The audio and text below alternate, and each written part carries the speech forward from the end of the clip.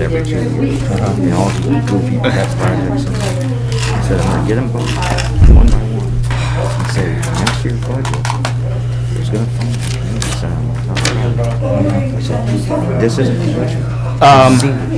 So the way that's probably going to work, we're talking about it today. At least I'm not, but I was part of the conversation. Because I was there as soon as the show would have been just crazy. Phones won't be used here, but at the beginning of each committee or each committee meeting, I will announce, or the president will announce in the rules it's written. The president will inform who's on that committee and make it clear that the people that are not on that committee do not have to be here. So it's not like if you want to get up and got to do something on your phone. You don't want that. Not looking at it like something. Right? So I want to get out and... Okay, we're going to get started in 1 minute. Which gives you the ability to get up. Everybody check their cell phones. It might be in the office, but because they usually come down. Yeah, me too. Let's see, is Ignite open? A lot of people sell them. Bring them next Monday. I got moonshine at the shop.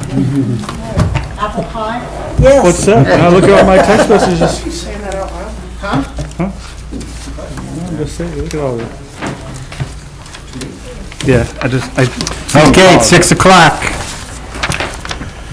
Okay, tonight, this is Barberton City Council. Today is Monday, December 13th, 2021.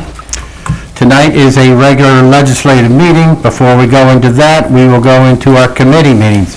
And all 8 committees are going to be reporting tonight.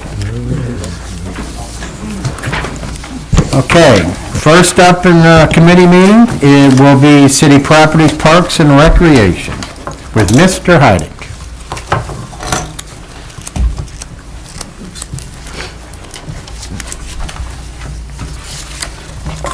Thank you, Mr. President. City Properties, Parks, and Recreation. It is Monday, December 13th, 6 p.m. in council chambers. All members of the committee are present, plus those noted. We have one new request for legislation, and Lori, did you pass these out or just put them all on my desk? I just put them on your desk, but I'll pass them out. Oh, okay. I just happened to see them. I got it. Sit. Thank you. The request for legislation is requested by Director Tracy to authorize the mayor's designee to execute an easement agreement with the Summit County engineer to provide temporary and permanent easements on the city-owned parcel 1500572. Emergency wording is requested. Lori is passing out a couple of maps here. The parcel is kind of an oddly divided one. And the second page in the red stripe is where the easement requested is going to be. If you're not familiar with where that is, that looks like the downhill slope with the rock formations on each side of Cleveland-Maslin Road just before the reservoir. Director Tracy, did you have anything to add to it there? No, so what it is, it's the Summit County engineer has an MAS project. And in that project is a resurfacing project. They're going to do some widening in that area where the stone is over by Old Creek Winery for future utilities and just public safety in general because it's so narrow through there and there's falling rocks and things. So part of that resurfacing project is just improve that downhill area there where there isn't enough room in the right of way. The proposal that they're looking at getting from the city for as far as the easement is about 400 feet, about 10 foot wide. Really doesn't have much impact to the city property over there. It's just a good thing. Thank you, Director. Any questions from the committee first? Nope. From the body? Councilor DeBevick? Thank you, Mr. Heidick. Mr. Tracy, how close does that come then to the water source? This, where that starts, I mean, I don't know how many feet it is, but this is to be still north of Stimson Road. I'm sorry, south of Stimson Road.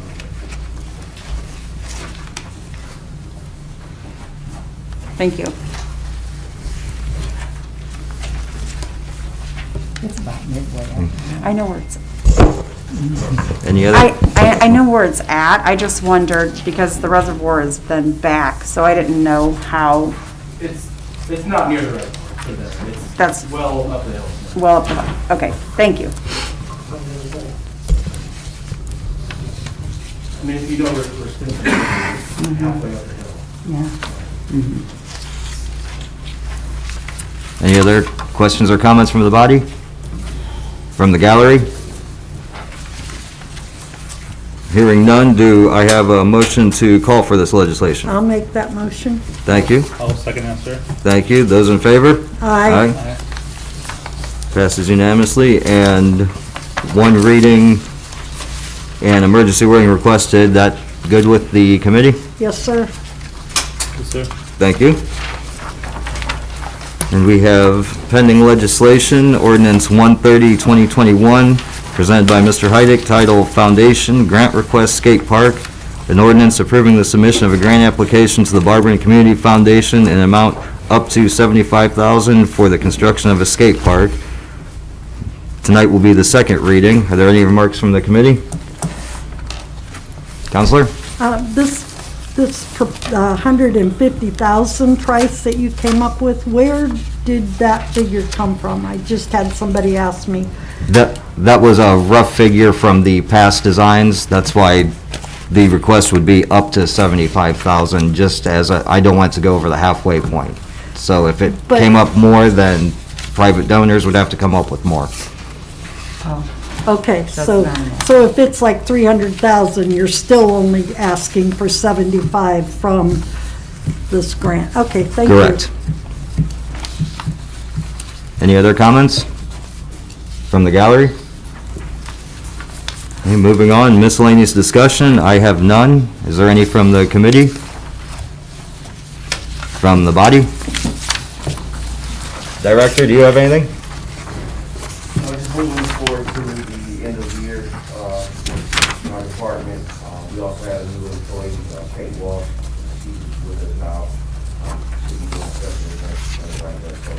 So, looking for more programming. We have a adult volleyball league that will be starting up at the end of January, February, some other active programming. So, we were wrapped up for 22. What did you say the employee's name was, please? Kate Walsh. She's Thank actually you. the head volleyball coach at the high school. Oh, I thought that's on. Thank you. Anything from the gallery? Director? I'll email out the picture I sent of the area for the easement, just through Wetland. We have We it. have it. We have it? Yeah. Yep. Thank you. All right. She's the new. Counselor? Director, have we had any more problems with the theft of Christmas lights? No, not since we kind of internally decided to keep them on all night through the morning. That way, we're not getting vandalized and we set them off. So we started that last week on Wednesday, and we haven't had any issues. Just some minor electrical things, just because of the wind. Right. Over the weekend, but no vandalism. We kept them on all night. Okay, thank you.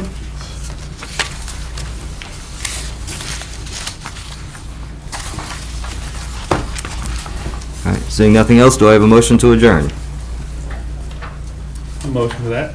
Thank you. I'll second. Thank you. We are adjourned at 6:07.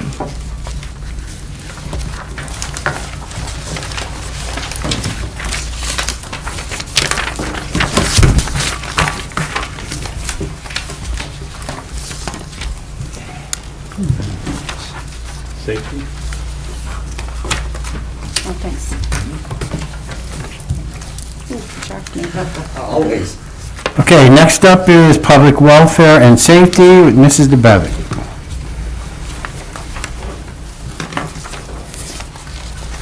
Thank you, Mr. President. I'd like to bring to order the Public Welfare and Safety Committee meeting. It's Monday, December 13th, 2021, at 6:08 PM here in council chambers. All members of the committee are present, as well as all other members of city council, and all others noted. We have a couple of requests for legislation this evening.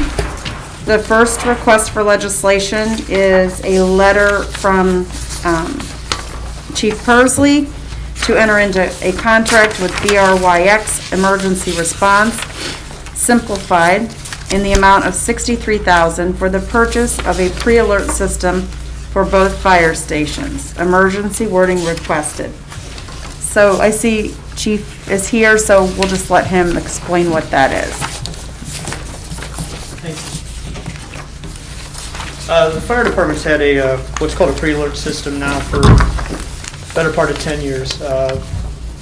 What a pre-alert system does is as the dispatcher's typing in the call information, the alert goes out over the fire station. What it does ultimately is reduce response times. Our current system, which we bought, I think the mid-2000s, when we purchased our original radio system, went bad, and we need to replace. The brick system is something that the other Swisscom partners are moving towards. I got a definite from Copley that they're moving towards it. Springfield has already moved to the brick system. Norton is fairly certain they are, but they don't have a final decision yet. By going with the 63,000, we actually are able to save close to $7,000 over what it would be if we paid in installments, so to speak. So, in a nutshell, that's kind of what the pre-alert system does. Do you guys have any specific questions? I don't. Does anyone on the committee have any specific questions? But any other council members? Thank you, Chief. Hearing none, do I have a motion to call for this piece of legislation? So moved. Motion made by Mr. Griffin. Do I have a second? I'll second. Second by Mr. Greer. All in favor? Aye.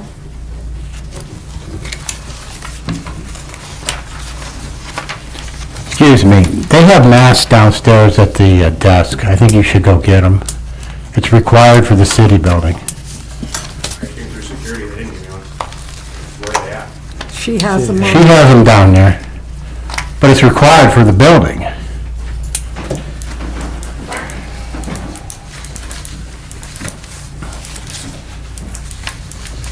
Thank you, sorry. Go ahead. Thank you.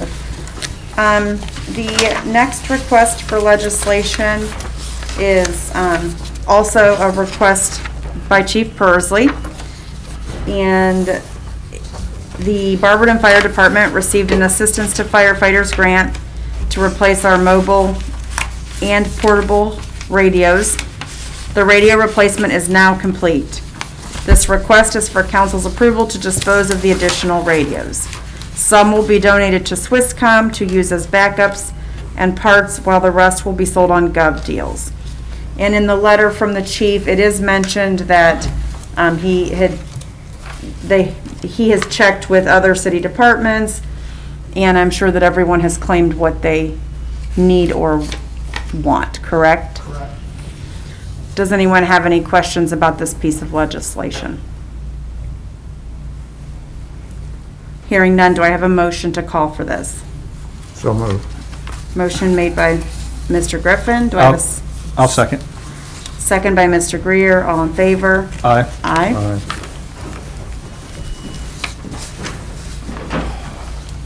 We have one piece of legislation that we will be voting on this evening. And this is ordinance number 133, 2021. And it's titled Amending Barberton Codified Ordinances, Chapter 351, Parking Generally, and Ordinance amending Section 351.05, night parking of commercial/recreational vehicles in residential districts, and declaring an emergency.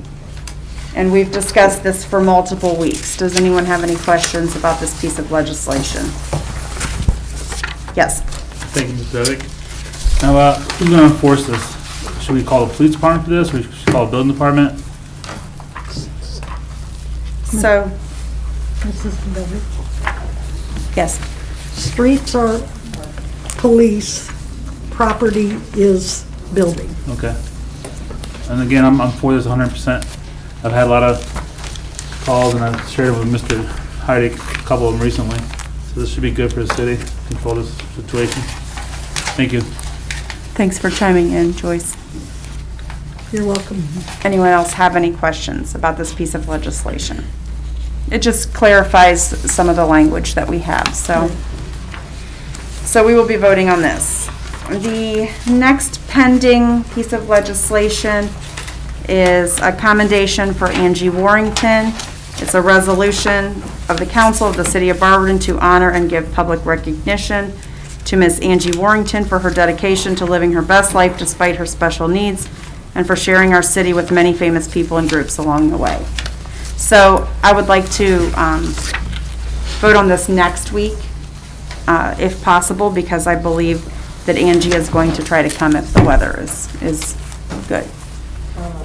We'll vote on it this week so we can present it. Gotcha. Okay, I apologize. We will vote on it this week so that we can present it next week.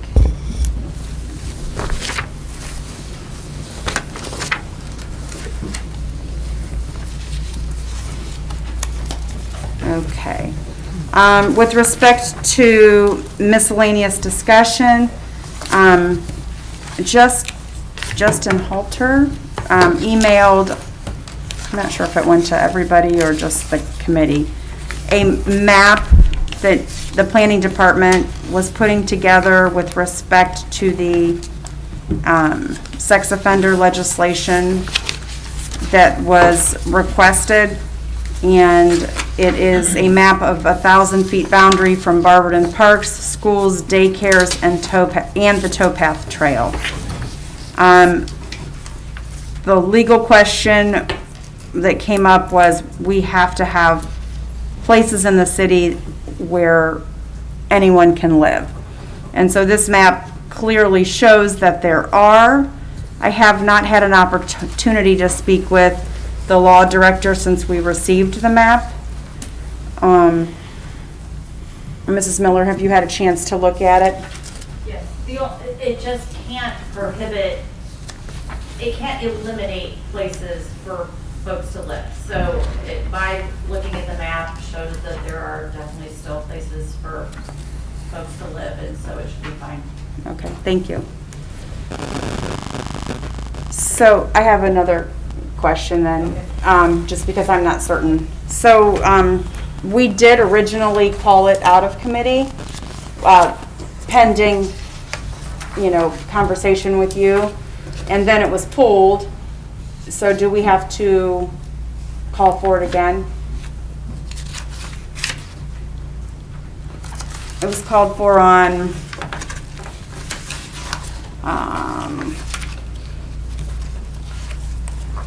just a minute, I brought the date.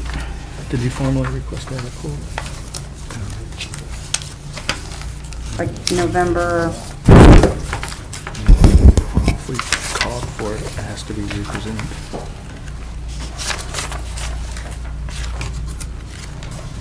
Same thing when I did that. it was called for on October 25th, 2021.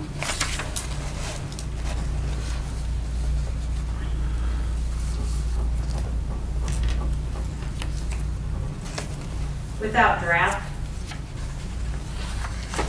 Correct. Call for without a draft? Yes, it was called for without a draft, as far as I know. I haven't seen a draft. Well, There was no draft. there's not a draft attached to the agenda that I saved. Just the letter requesting it and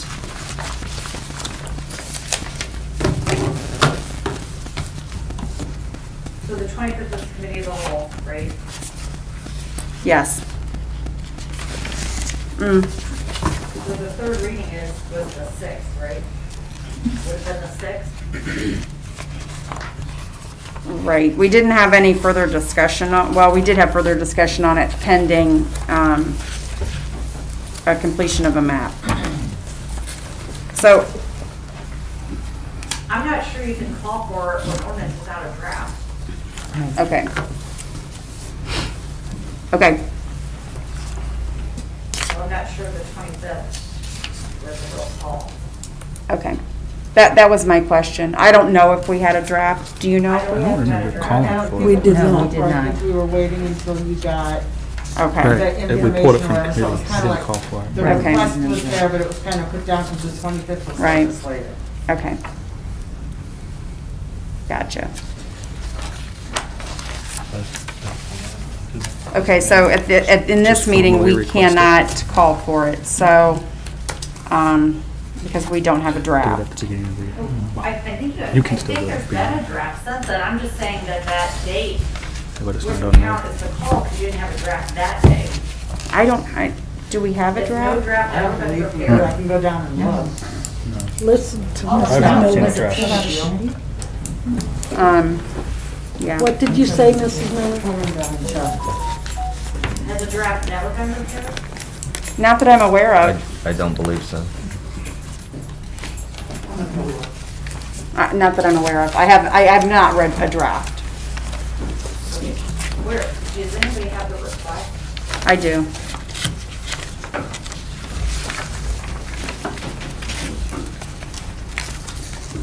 I have the original request. Filing cabinet. Then there were some updated emails that I don't have printed.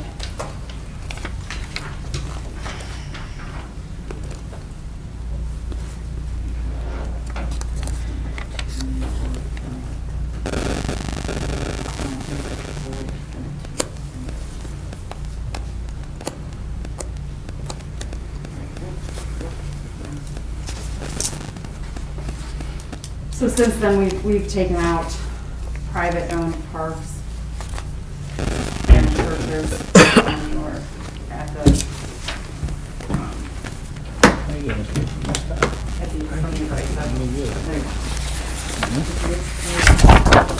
today is legislative and committee of the whole, and then the last legislative is next week. I got your request.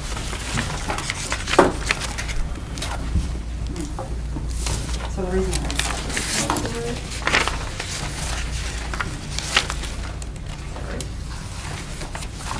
this intact, just. Because it was on the agenda.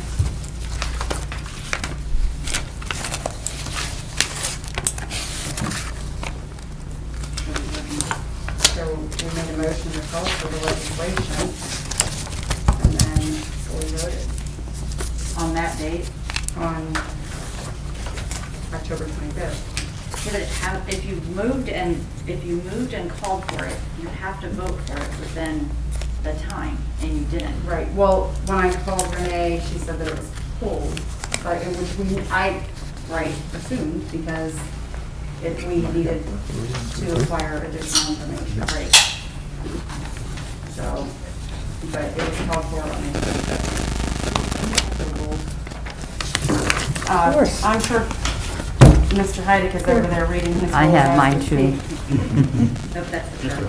Oh, Yeah. sorry. Wrong rules. I I have those Lisa. too. I grabbed the wrong.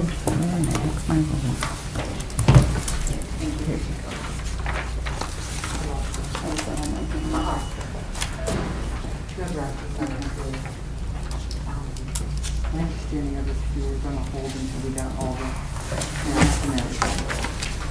I got them.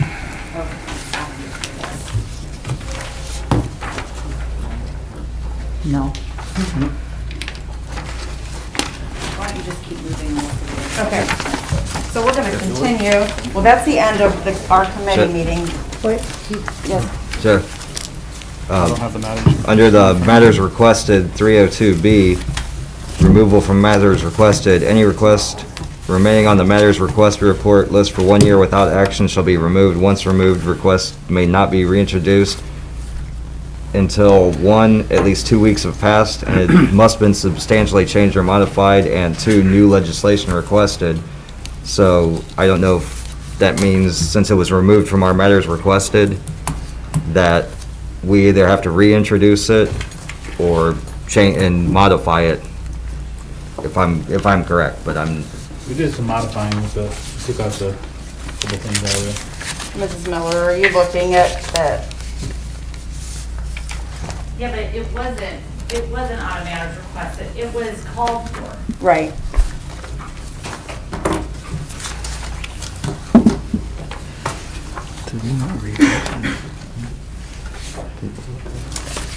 Council President, while Mrs. Miller sorts that out, would you like me to adjourn the meeting and we can come, just so that we don't Sure, waste we can come back to it. time? Okay.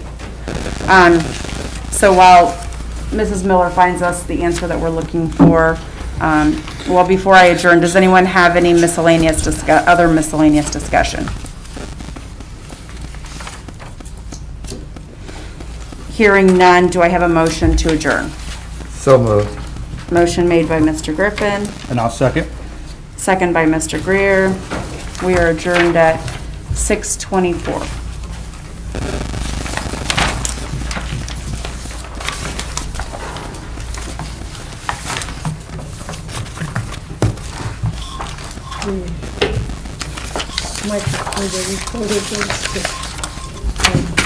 Okay, next up is Rules, Marketing, and Development with Mr. Heidick. Griffin, excuse me. that's okay. You jumped in front of me.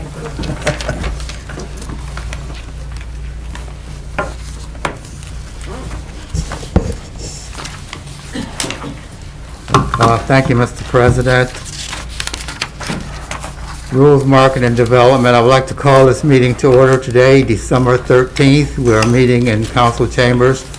All members are present and all others noted. Tonight, we have no requests for legislation and our miscellaneous discussion. And we're still on rule changes, continued discussion. Do you have anything with that? So here's your rule. But, so I think that it says that all legislation shall be called for promptly, which it was. And then no legislation shall be held in committee, which it wasn't held. So I'm interrupting your. Yeah, that's what I'm saying. But I have your rules here, Okay. so I'm trying to move it forward. So I think that we couldn't prepare the draft in a timely fashion because we didn't have the map. So I think that the draft will be prepared because we didn't have the information to prepare the draft. Because the draft couldn't be prepared until we knew if we were compliant. So we're compliant, so the draft will be prepared as proposed, and then it would be a compliant law, so it'll be prepared and be voted on. So we can vote on it Next week. next week. So I will be in touch with you just to, Yeah, Renee will prepare the draft. Okay. Okay. As to the rules that have been proposed, so I met with Mrs. Fry and Mr. Greer to go over a couple rule changes. And I've been drafting them, and primarily just to talk about the rule of censure and the rule of electronic devices during the meetings, and kind of those issues. I've drafted, I'm in the process of drafting them and redrafting them because those kind of things frustrate me, and I need them to say exactly what I need them to say. So I'm on about draft number 4. And I will get them to you by the end of the week. So those were the crux of the issues that were needed to be addressed, and I will get them out to you as soon as I can. And I'll just email them to you, if that's okay. Those don't have to be called for or anything, we vote No, for those are them. just an internal process, you just vote for them. Thank you. Thank you, Mrs. Miller. Do we have any more discussion? Miscellaneous discussion for Sure. rules. Yes, sir. Mr. Heidi. Thank you, Chair. Director Miller, with if we have those by the end of the week, next week we don't have a rules committee, do we have to call a special one to hear it out, or just? Well, it would be at the end of your agenda under miscellaneous. It's not really, it is under rules, but it's a special, it's not a vote done by, it's a majority vote done by, it's not done in the rules, not adopted by ordinance. It's an internal process. The difference, it's done by, it's not done by roll call, it's done by majority. It's not a formal ordinance. Okay, thank you. Okay, thank you, Mr. Heidi. Mr. Goodman? Yes, Mr. Greer. Thank you, Chair. Now that we've talked about that, I just wanted to fill people in on what the censure part of that is. If you're unaware of what that is, that's basically that you have your rules and then you need to be able to enforce your rules.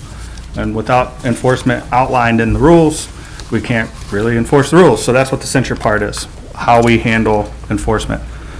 Another big thing that I wanted to mention that wasn't mentioned on yet was at the suggestion of legal that the social media aspect of the proposed rules be removed.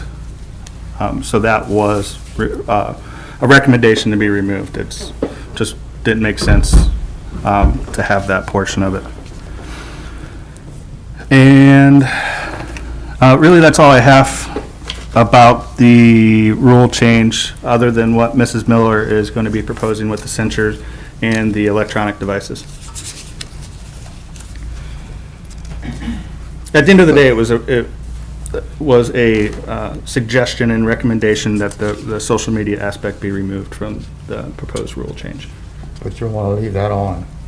No, I'm saying it was, I would recommend that. I support that Okay. retraction from the rules. But that's what came out of that, one of the other things that came out of meeting with Mrs. Miller, that portion of that just wasn't enforceable. We'd be chasing our tail around. Social media is a beast of its own. So. Do we have any discussion on that? Okay. I'm sorry, Chair, thank you. I just also wanted to add, in that meeting, this is pre-discussion, this is not something that we're going to, we can't vote on this aspect of it, but it's in the rules that Mrs. Fry handed. Did you hand those out to everybody? No.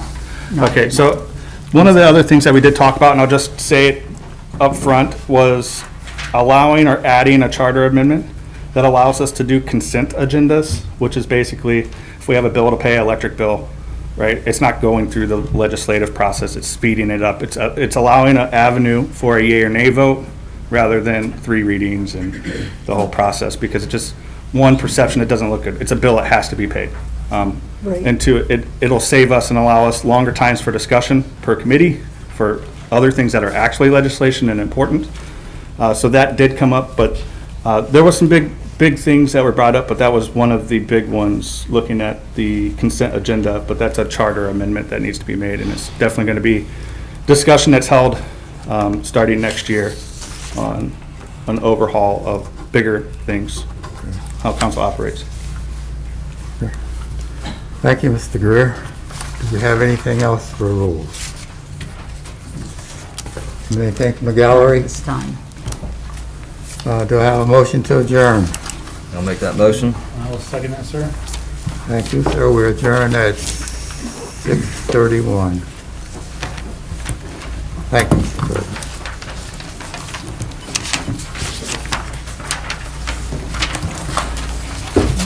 Thank you.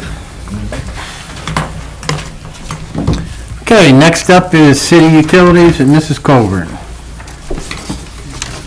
Thank you, Mr. President.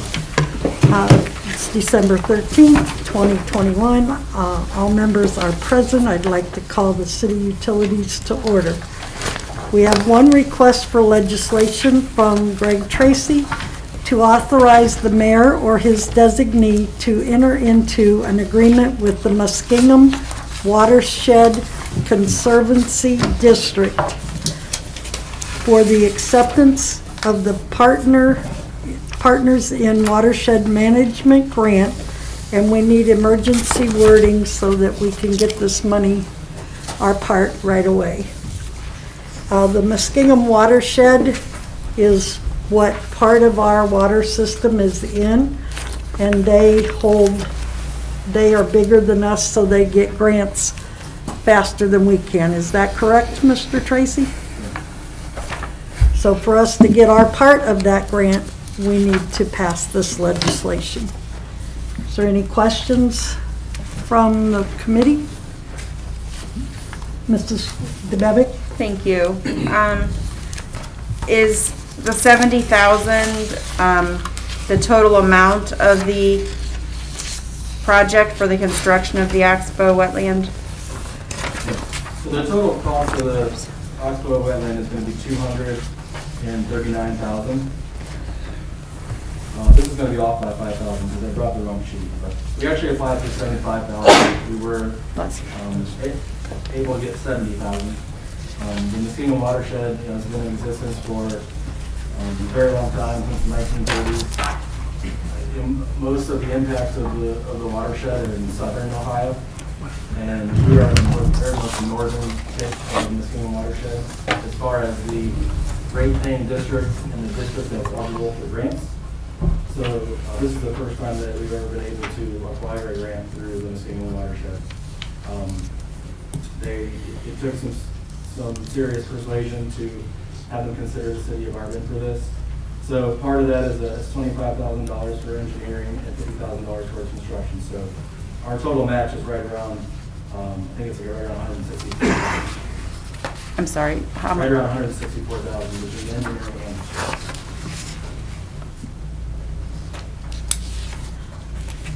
And is that in the budget for this, for next year? Yeah. That's all I have. Okay. Does anyone else have any questions about this?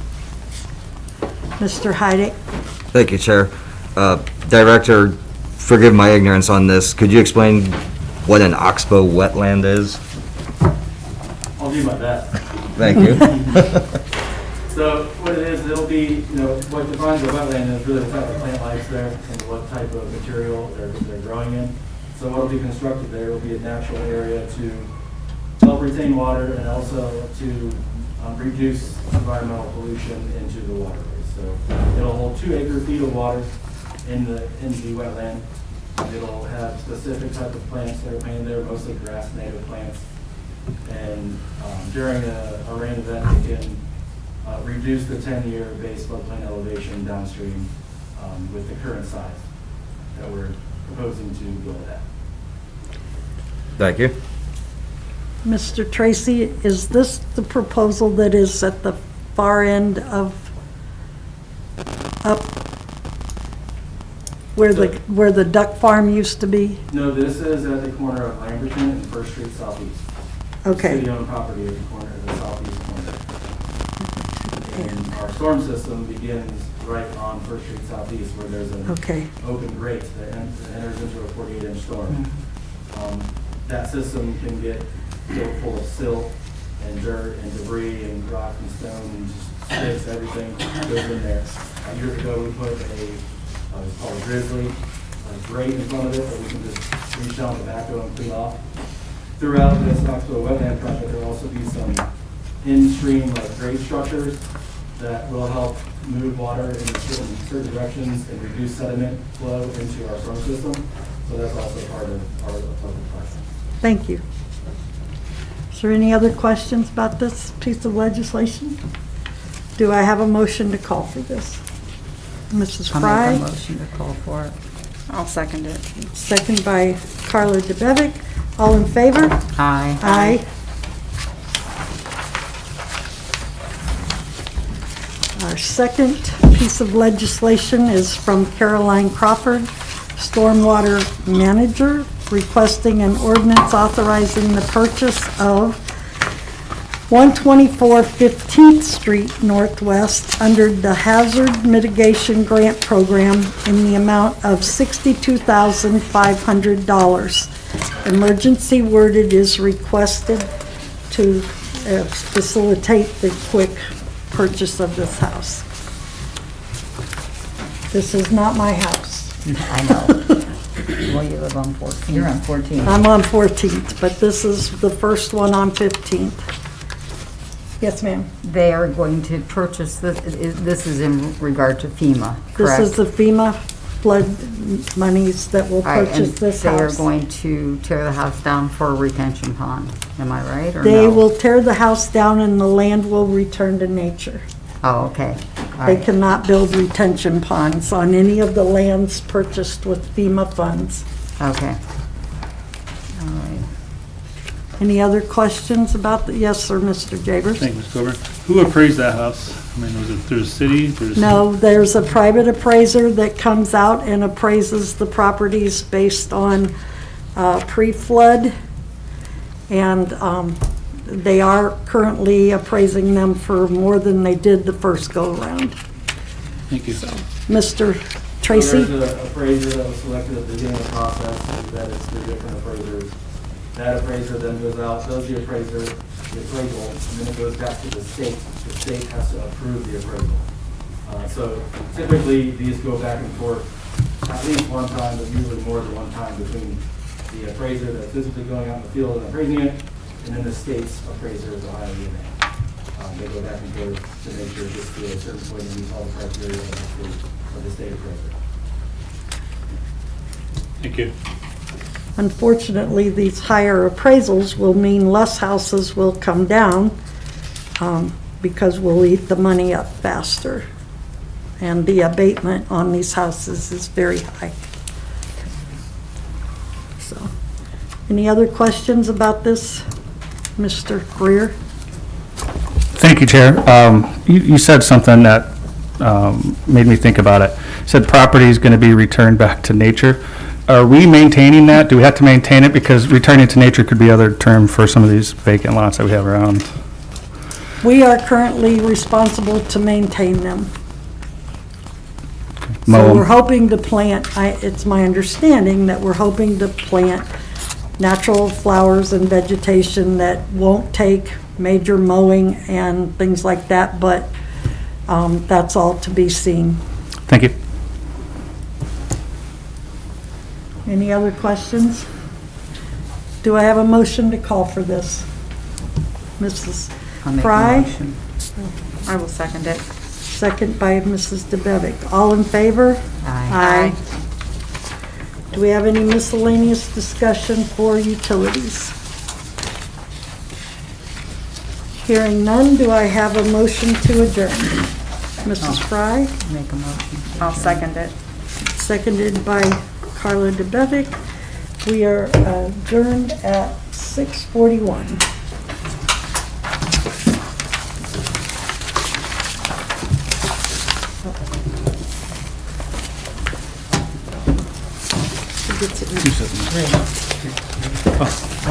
Thank you.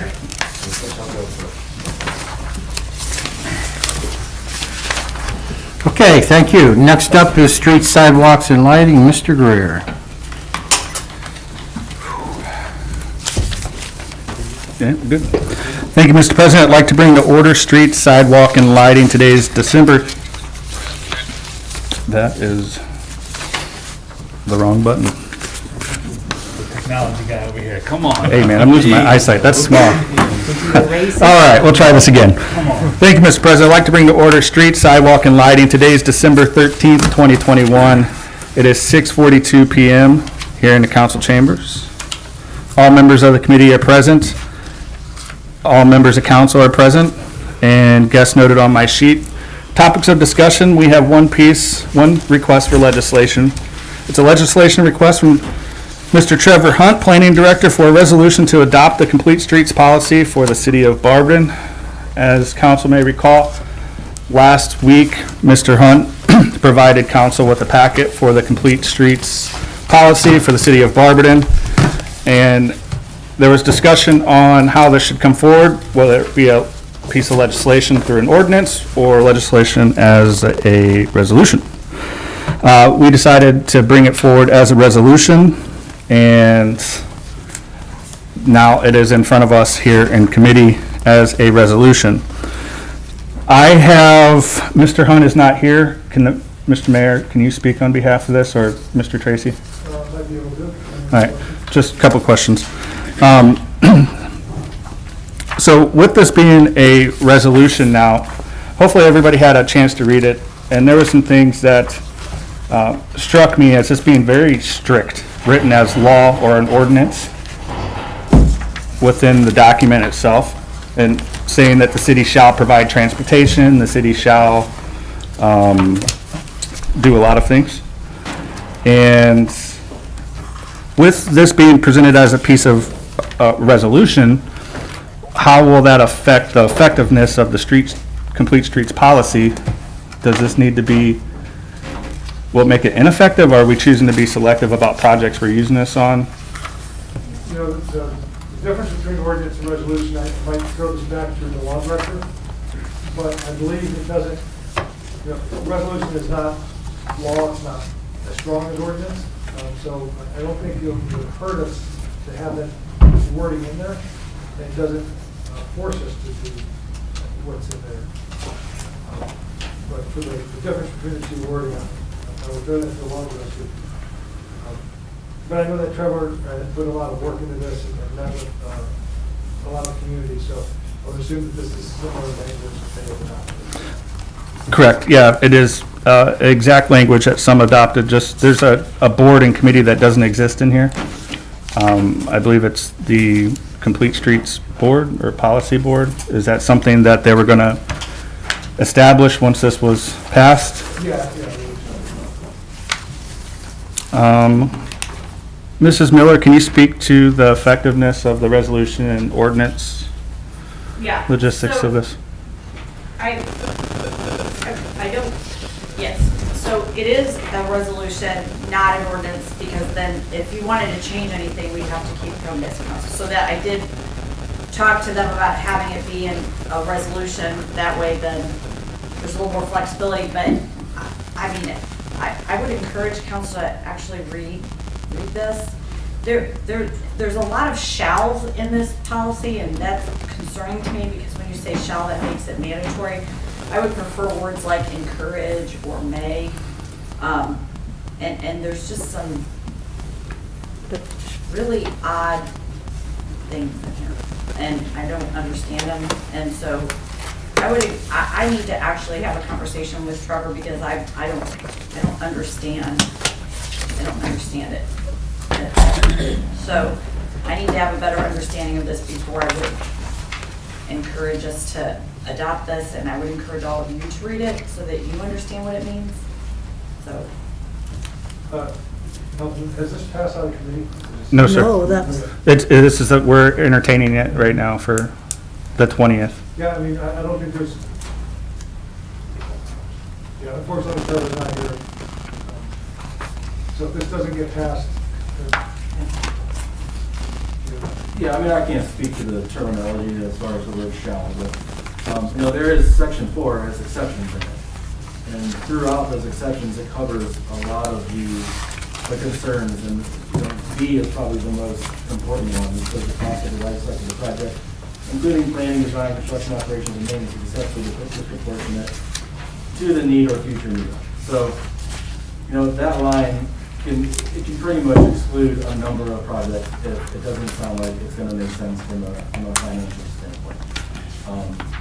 That was one of my biggest concerns when we were putting this together, was that I didn't want to get forced to, you know, when you're trying to research the streets, you want to make things go as far as they possibly can. I didn't want to have to try to, you know, put new sidewalks everywhere and add bike lanes in every place where it's not wide enough, and I got to widen it because, you know, then it turns into a reconstruction project. So there are a number of exceptions in here. If, you know, changing, I don't know if changing the word shall to something else makes a difference, but I do know that the terminology is written in this manner because you want it to have some type of, I don't want to say teeth, because it's a general term, but you want it to have some type of, you know, coercion to make someone want to do it. So that's my thought about it. Right, except the very, like, it says the city shall provide transportation choices. We don't provide transportation, period, at all. I mean, and that's like, that's what I don't understand. We do though. No, we don't. We provide transportation for pedestrians and motorists. Well, that's not how I interpret the word transportation.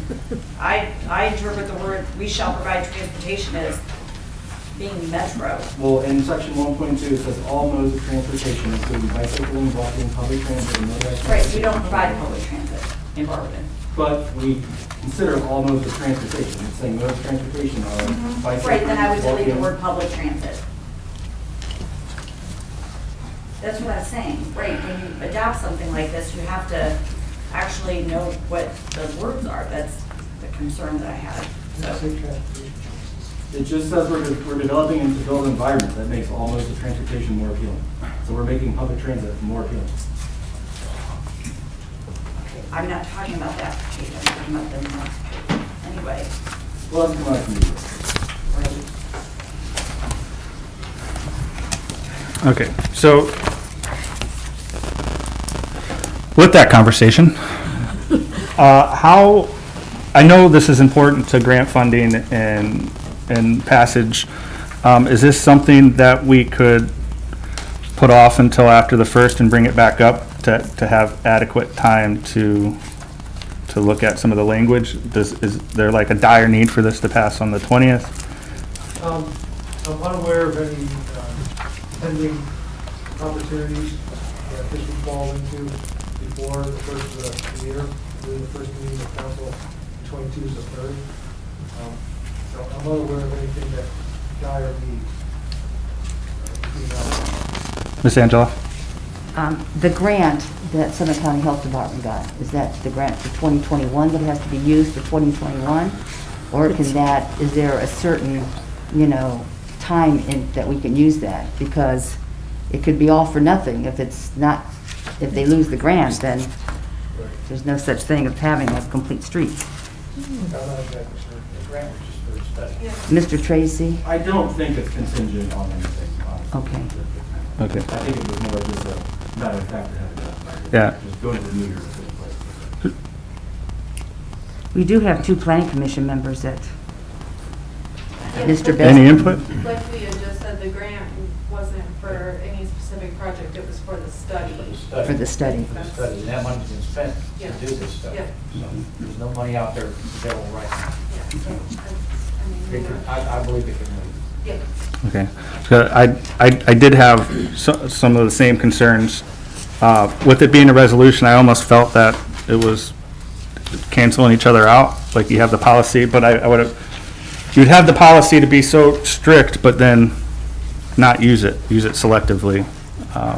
So maybe, like, it's a good idea. I love the complete street policy, in general, the idea of it, but I just don't know if the wording it was presented like it was going to be an ordinance and we were going to adhere to it rather than, so given the conversation from Mrs. Miller, I would be comfortable not calling for this, but not forgetting about it either. I still want to have the conversation. Given it's the end of the year, it will be on the New Streets Committee. If, Mr. Mayor? Well, you're looking at the schedule, if you get your answers tomorrow, for this week, and you feel comfortable, you do have a streets committee meeting next week, which you could suspend rules and things like that. This is, as mentioned, something that is already taking place, and it's just the funding for surrounds the study. Yeah, we only have legislation left after this. Yeah, I think on the Yeah. 20th is just legislation. It would- I mean, there's no harm You can in have waiting till special. next year, a few weeks. Yeah. Okay, all right. Mr. Jaber? Mr. Tracy, will we losing any kind of grants if we don't take care of this 2021? No. Okay. No problem waiting next year then. How's the committee feel about That's fine. revisiting this after the first with fine. changes to it? It's And good. Mr. Hunt present to actually answer? Yep, that's Okay. fine.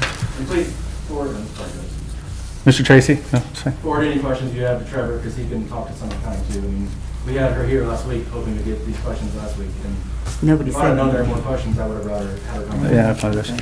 So, well, we will not be calling for that piece of the legislation, and we will put it on hold until a later date, or the sign dine meeting will remove it from matters requested and will be reintroduced or represented after the 1st or on the 3rd.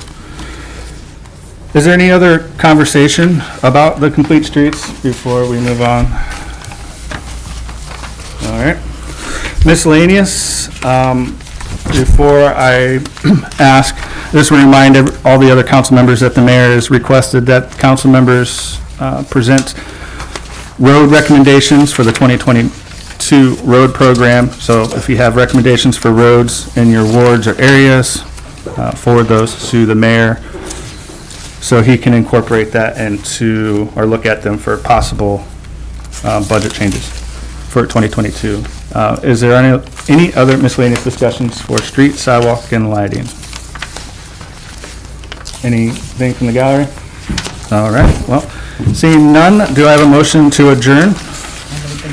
Motion made by Mrs. Angelo I'll second it. and seconded by Mrs. Fry. Street, sidewalk, and lighting is adjourned at 6:54 PM.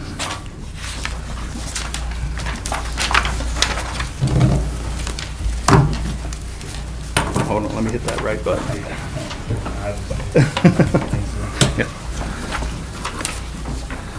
Okay, next up is Environmental Health and Social Services with Mr. Jaber. Thank you, Mr. President. Environmental Health and Social Services meeting December 13th, 2021. The time is 6:54. Council chambers. All members are present, or council also present, and guests noted. We have no new request for legislation, and I will open this up for miscellaneous discussion. Hearing none. I do have a thing, my discussion from my point of view. I want to thank Mr. Craig Tracy. He will be leaving us to Copley Township, and from the first of the year, last year, my first year of council, I said you were the main person I spoke to and took care of us very well, and you're the glue for everything, always working it together, and you did an awesome job. We will miss you. It's going to be really, very hard for us to replace you. I wish you the best of luck in everything you do, and thanks for all the help you did in the last 2 years of me and the council. I appreciate it. Thank you. Hearing any other miscellaneous discussion? All right. Motion to adjourn. So moved. And I will second that. Mr. Griffin. And Mr. Heidick. And we are adjourned today at 6:56. And with that, I pass, sir. Thanks, sir.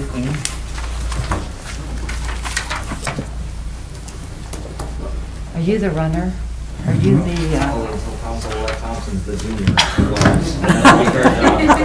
Hey, can I give you my watch so you can steps for me? oh, Lord. Okay, next up is Planning, Annexations, and Codes with Mrs. Angelo. Thank you, Mr. President. I'd like to bring to order the Planning, Annexation, and Codes Committee. It is Monday, December 13th, 6:56 PM. We're all in the council chambers. All members of the committee are present, and all council members are present, and guests as noted on my sheet. We do have a new piece of legislation.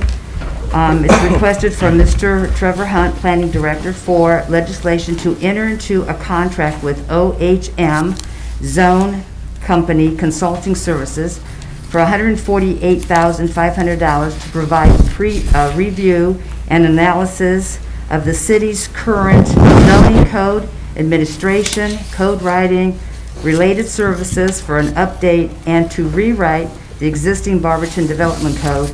And we're asking emergency legislation on this. It's not on the sheet, but in his letter, he's asking for emergency legislation. Mr. Hunt, unfortunately, is unable to be here tonight, so bear with me, and we're going to go through this process. I passed out some legislation, or some score sheets and whatnot. So the process, as you can see, sheet 1 is a score sheet, and they had a team that looked at these. Now, we did have 5 bids, and they selected the top 3. Mr. Hunt and Mr. Tracy and 2 PC members were on the team, along with the building commissioner. And you can see that the criteria for the score sheet was experience, familiar with zoning code, updates in peer cities, pricing, past performance, project schedule, references, letter of introduction, and all that adds up to 100%. On the second sheet, you can see the rankings that they did open up the 3 proposals, and you can see how each person on the team, excluding the building commissioner, because he looked at them and he just said which one he thought he was for. And you can see how they each scored on the 3 different consulting firms.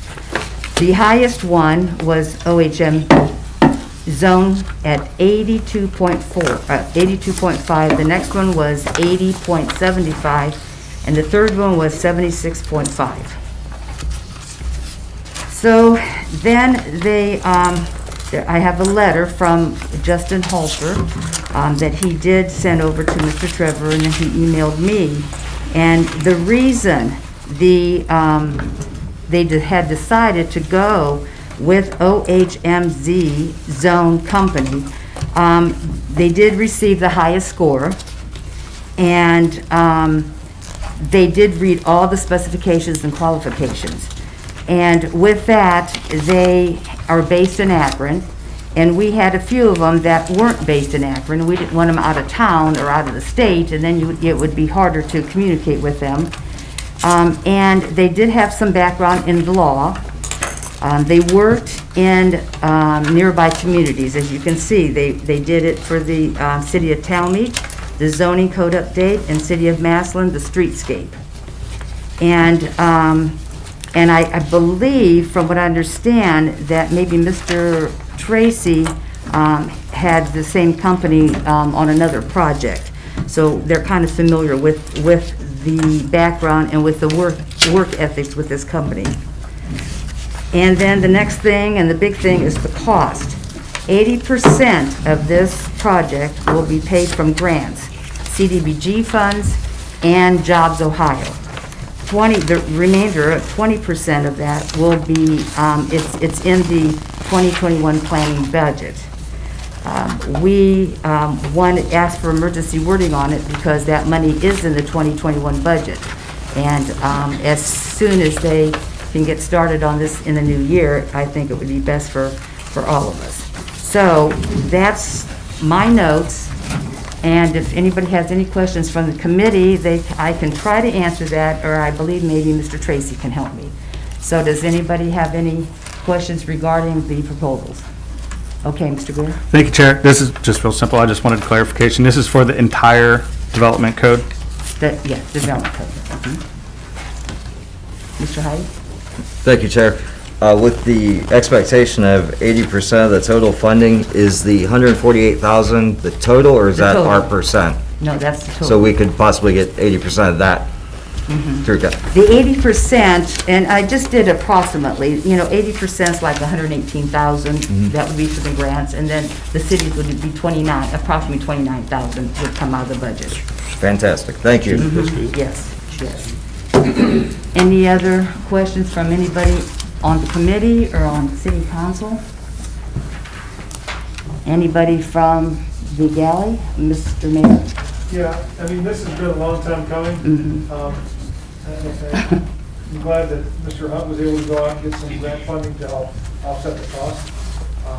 This is something that, I think the last one was 96. And I know when I came into office, we talked to the planning commission, we started setting funds aside to get this done, and it never materialized. So I'm glad to see this go through. It's well overdue, and really looking forward to the outcome. Yes, thank you. And there is a lot, like I had explained before, the process is very intense. It's very hard, a lot of work to do, a lot of studying to do. And like I said, the 2 PC members I have here were not the 2 that was on the committee. So does anybody have any questions for them or anything? Go ahead, Mrs. DeVelli. Thank you. I just asked Mrs. Fry because I thought maybe I missed it. Are the actual prices of the bids in this information, or? No, it's not. So who was the highest?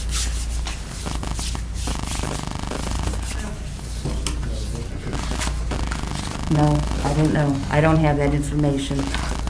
The only thing I have is just the scores, the highest score. Yeah, that's what I saw. I thought maybe I was missing something. But no, I don't have what the individuals were, but like I said, there was 5, and they eliminated 3 and brought them in, I believe, twice. Did they bring them in twice for interviews? At least twice. I know that the initial paperwork we had, I do not believe they were the highest.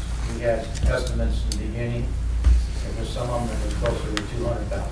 So I know this is Oh, one yeah. of the highest ones, not the lowest one either, but it's not. Yeah, yeah, we had one that was from a different state altogether. I don't know how they were going to be able to communicate or be here in person and do public hearings. We will be having, they will, the OHM will have public hearings so people can, you know, listen to what they have to say, and the process is very lengthy. And this company did say they were close to 1 year. There was another one that said 18 months, and we said that wasn't, you know, we couldn't accept 18 months. We wanted it done in a year. So I do not know, I just have the points. I don't have any of the money involved. Mrs. Angela? Yes. Thank you. My question was with respect to just these 3, not all 5. Yeah, right. Okay. Any other questions, concerns, comments? No? Do I have a motion to call for this? I'll make a motion to call for this piece of legislation. Mr. Greer, thank you. Do I have a second? I'll second. Mrs. Coburn, thank you. All in favor? Aye. Passes. Yay, we'll get a new development code. Then I have 2 pieces of pending legislation. The first one is Ordinance 123-2021, titled Amending Barberton Codified Ordinances, Chapter 1444, Permits and Fees, and Ordinance amending Section 1444.15, General Permits Fee, Ordinance 147-2020, and declaring an emergency. We had first reading November 8th, second reading November 22nd, and the third reading will be today, and I had not had any comments or concerns about this ordinance. Are there any comments or concerns or questions regarding this? Okay, the second, I have a resolution number 124-2021, various types of businesses, moratorium, a resolution imposing a moratorium until January 31st, 2023 on the issuing of zoning permits for used car lots, mini warehouse, limited indoor storage, and dollar stores within the city of Barberton, with the exception of permitting mini warehouses within industrial use, I-1, I-2, I-3, or IU zoning districts. We had the first reading November 8th, second reading November 22nd. Any comments, any questions, any concerns with this? Mr. Hyde? Oh, well, let me No, go to the committee. he's on the first. committee first. Yes, Mr. Greer. Thank you, Chair. I just want to ask, is this moratorium required for the development code revamp? No, it is not required for that. Mr. Hyde? Thank you, Chair. If the development code is rewritten and done before this, does this nullify this resolution, or would we have to repeal it? We probably have to repeal it, Okay. if so. Thank you. Any other questions? Yes, Mr. Garrett? I'd like to hear opinions from everyone on council in regards to this legislation and why we think it's necessary. All right. I think it's necessary. I'll go first. It's on the chair. I think it's necessary because, as I pointed out last week, we have 10 used car lots, and we have 4 of the, I'm just going to say, the dollar stores. And it seems as though we need to look and wait until the development code. Since our development code is like 22 years old, I think we should see what other communities are doing and how they're going forward on other things, and maybe using that property for other things. I think that that is something that we need to take a step back and look at our town and see what our town, what we want in this town. I don't want used car lots on every corner, And I think that's one of the things that I personally feel, people in my ward feel the same way about that. And I think that with a development code, we can start fresh and go forth and move forward. Mr. Greer? I do not think that this moratorium is necessary. Mr. Jaber? I will also be saying no to this. The Mr. question, pardon me, but the question was your feelings on it. Your feelings, yeah. Not Not just your your vote. yes or no Yes. vote. My feeling is no. Mr. Griffin? I think my feeling is yes. I think, like you said, 22 years is time to get a new development code.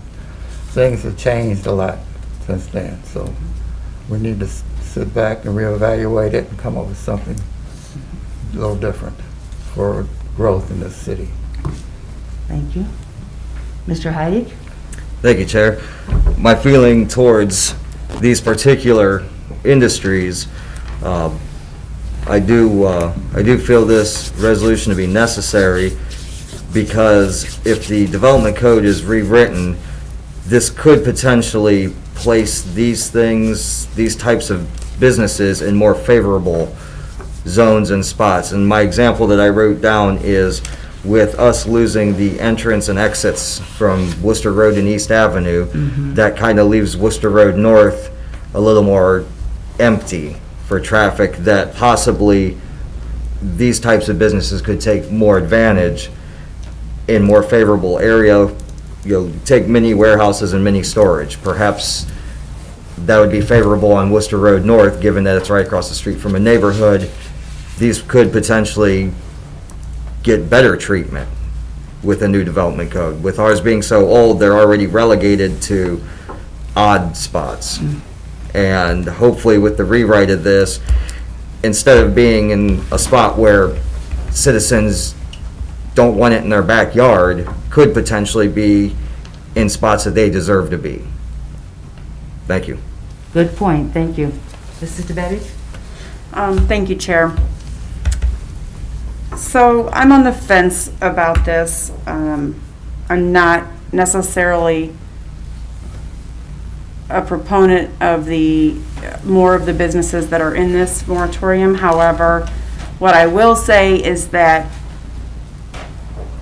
we put this in place, a year ago, July or something like that. It's been a long time. And we're just now acting on the development code. And I think that, I know I've had citizens reach out to me over the last several months, and a lot of them don't want to see us put a moratorium in place for anything. So, I'm not sure how I'm voting, honestly. I'm sitting here not sure, so. Mrs. Fry? Thank you, Chair. I am in the same manner of thinking as you are as far as having too many of these types of establishments. If we have 10 used car lots already, I mean, it has to get to the point where how many of them can actually stay in business, simply because there's a glut. I feel the same way about the dollar stores, and I think that we should take a step back and limit those businesses from coming into town at this particular point until we get the development code done and until we see what other businesses we can attract to our city. And that's my feeling. Thank you. Mrs. Coburn? I feel like that we would be putting,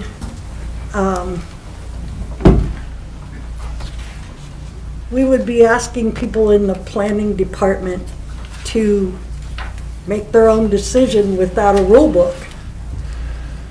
If we aren't following the current code, I mean, we would be, but I mean, they would be required to make decisions based on what might come out of the code.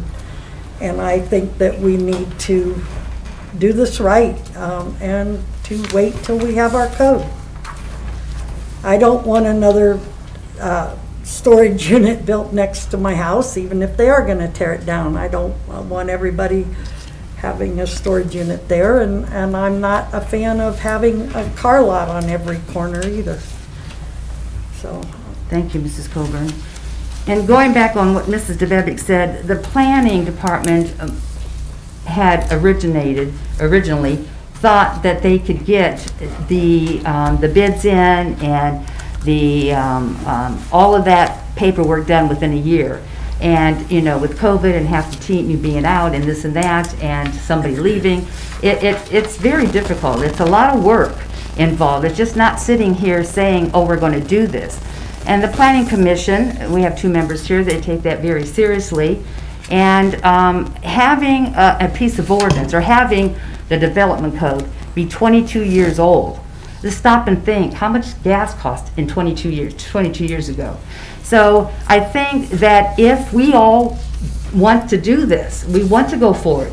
We don't want to tell them they can't put a used car lot, they can't do this, they can't do that. We want to see what other communities that their development code isn't 22 years old and see how they're going forward with their community and see the different things that's happening in this community.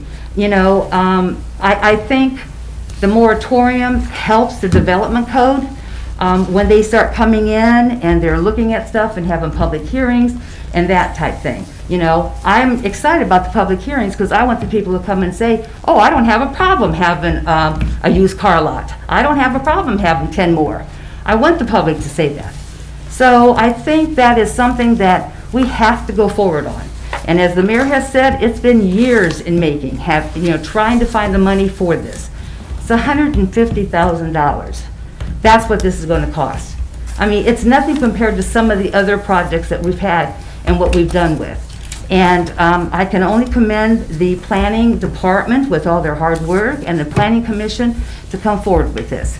So Mr. Garrett, I hope you're satisfied with your answers, or you have another question. Oh, yeah, so I understand a little bit with dollar stores and things of that nature, because for the first time a couple years ago I heard the term food desert, and I didn't really understand what that meant until it was explained, creating a circumstance where we have many smaller stores that are within walking distance but for residents, but we don't have a larger store that's close, similar to that of a Giant Eagle or what have you. As far as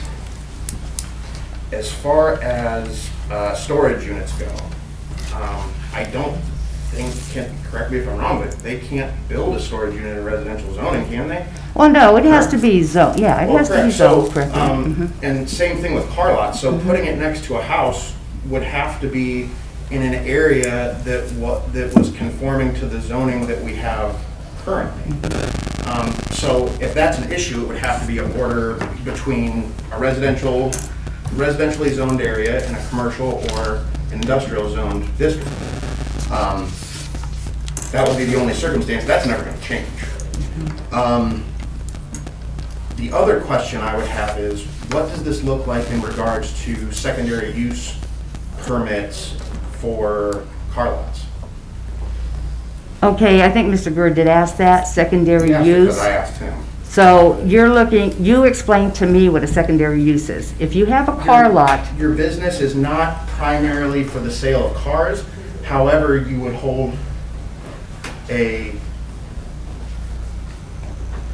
operate as a secondary source of income out of, and I think Mr. Best might be able to say this better than I'm going to say it, but it's not your primary source of income, it's not your primary operation of your business.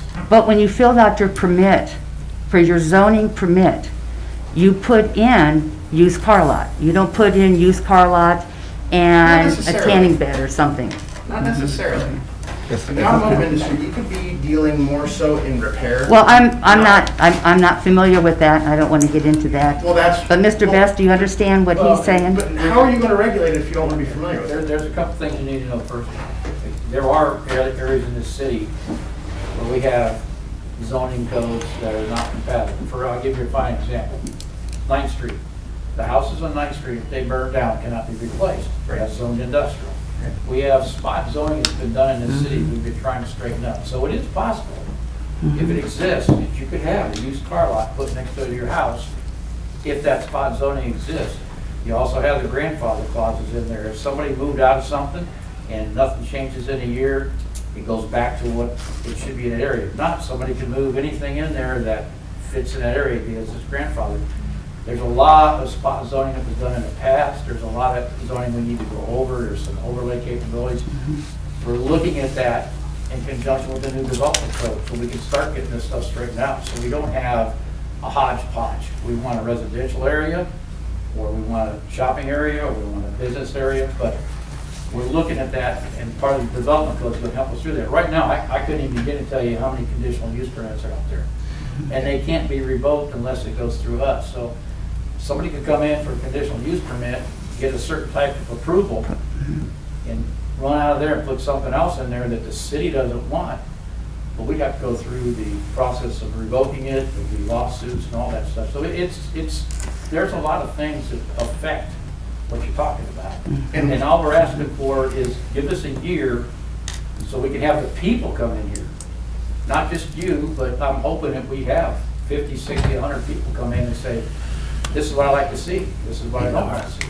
So You have a copy of this? 4 people don't decide what's going to be. We want the city to tell us what they want. And I can definitely agree with that. And I agree with the statement that we have a lot of spot zoning and non-conform zoning. I happen to operate a business out of an industrially zoned district that was once a residential zoning. And I have houses, 2 houses down from me, that are falling apart in disarray that I would love to expand my business if we could get something figured out with them. But that doesn't, I think that doesn't really answer my question. And in regards to secondary use permits, are we just going to say that there isn't, can't do it, period? It can't be a secondary use? And the reason why I ask this is because in my personal business that I operate, in my industry, I do research and development on motor vehicles, reverse engineering on control systems. And believe it or not, as this was all, I didn't even realize, because of COVID and I haven't been present in council, I didn't even realize we had a moratorium. But I was looking at getting a dealer's license to be able to purchase vehicles from the auction for research and development, and then possibly for resale, with not my primary purpose, nowhere close to the main operations of my business would be that of a used car lot. Not even close. And then not from an operations standpoint, not from a monetary standpoint, it doesn't fit my business model. However, having a dealer's license allows me access to certain areas of the market and obtain certain vehicles that I wouldn't be able to obtain otherwise. So I'm just here to say, me personally, as a business that operates currently within this town, this will stop me from expanding within this city. And I just want to make that very clear. It will stop you because of this 1-year moratorium, or it will Yes. stop you forever and ever? As long Just as for you this keep 1 it in year? effect. Just for this 1 year? Well, Well, and the well, development listen. code could change too. You know, Well, I just- they could look at that differently too. I just want to be clear, it doesn't say, so it's going to expire in 2 years, am I correct? No. 1 year. No. Not this year. January 31st, 2023. And I think I read Okay. that. So for 1 year, yes, it will prohibit me from being able to expand my business within this city. What's in the moratorium that's going to prevent you from expanding? I won't be able to get a dealer's license. Part of the permit process with the state is that I have to have X amount of square footage and be compliant with local zoning. Okay. But And you're not development. setting up as a used car lot. No, it's not. Technically, no, but The permit is not a used car lot.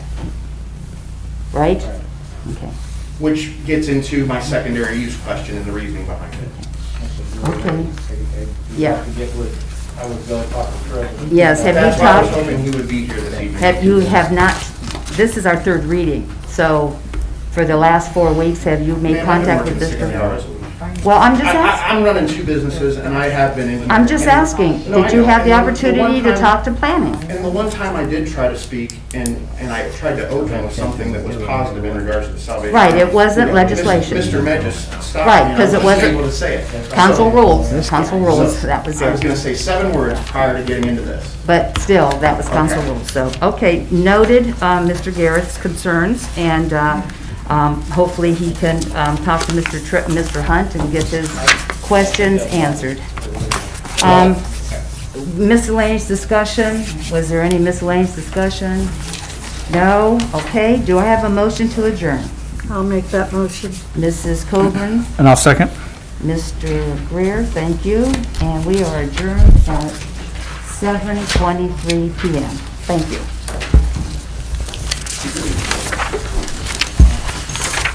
Okay, thank you. All right, next up is Finance and Personnel, Mrs. Fry. She didn't tell me.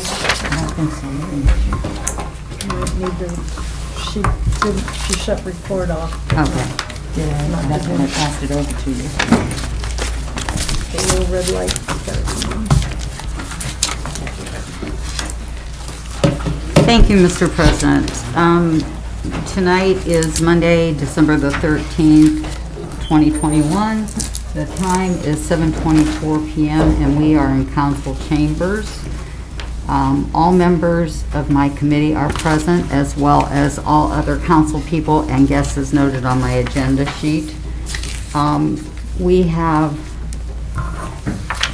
one piece of legislation requested for this evening, and it is a letter from Lisa Okolish Miller, our law director, requesting approval for an invoice payable to Travelers Insurance for $6,870.50 that is dated prior to the purchase order for the deductible on various insurance claims.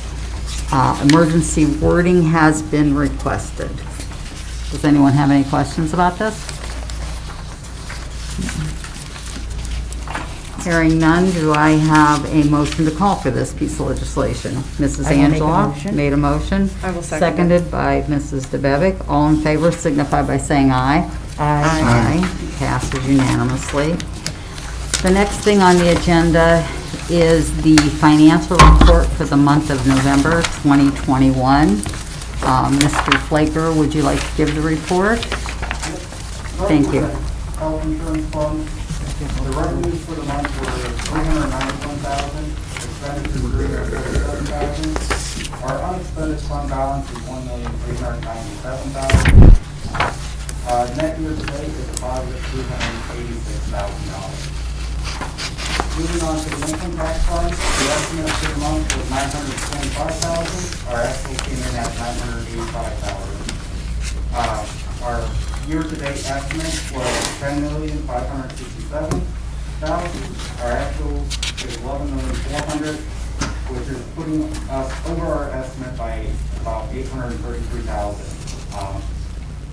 For the year, all the transfers out of the income tax fund into the various other funds that was passed in the budget ordinance, they are all been completed, so all the transfers to the general fund and all the special revenue funds is now completed.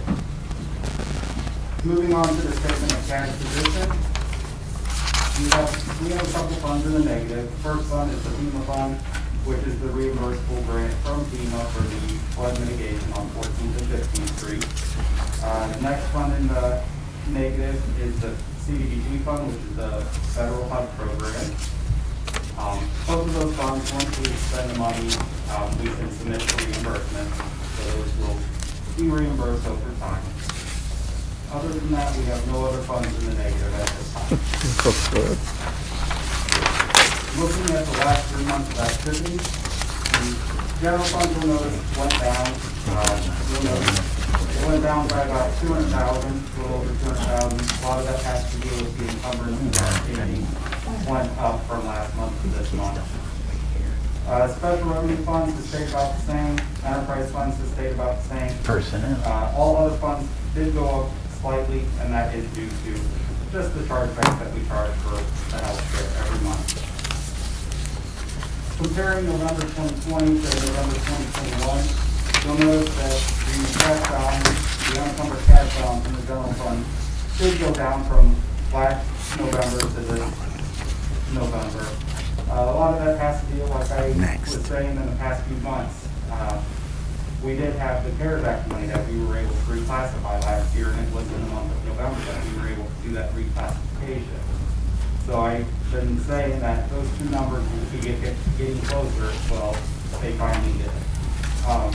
Special revenue fund is up by about 10 million, a little over 10 million. A lot of that has to do with the American. Ask him if he feels comfortable with that. Enterprise fund is up by about almost 2 million. A lot of that is dealing with the encumbrances outstanding is down from last year by about 600,000. Also, our expenditures are down compared to last year. And then all other funds is up by about 700,000. And that's all I have. Thank you, Mr. Flaker. Does anyone have any questions for Mr. Flaker? No. Okay. Do I have a motion to call for? Mr. Mayor. I beg your pardon? I thought he was raising his hand. Oh, okay. He's scratching his head. I'll make a motion. Okay, thank you. I will second. Motion made by Mrs. DeBevick, seconded by Mrs. Angeloff. All in favor signify by saying aye. Aye. Okay, tonight we have some pending legislation as well. The first is ordinance number 134, 2021, and this is titled 2022 Temporary Budget, and an ordinance adopting a temporary budget for various funds of the city of Barberton for the period beginning January 1st, 2022, and providing for the administration thereof and declaring it an emergency. This is done every year, and it's a quarter of the budget for the year. The second ordinance is ordinance number 135, 2021. This is the year-end appropriations amendments, and this is an ordinance modifying appropriations within certain departments and funds in order to cover expenditures to the end of the fiscal year and declaring an emergency. The next piece of legislation on the agenda tonight is ordinance number 136, 2021. This is an appropriation for Cox Powell Buildings, an ordinance appropriating $500,000 from the unappropriated item of the general fund to the operation and maintenance budget of general fund miscellaneous and declaring an emergency. The next ordinance we'll be voting on is ordinance number 138, 2021.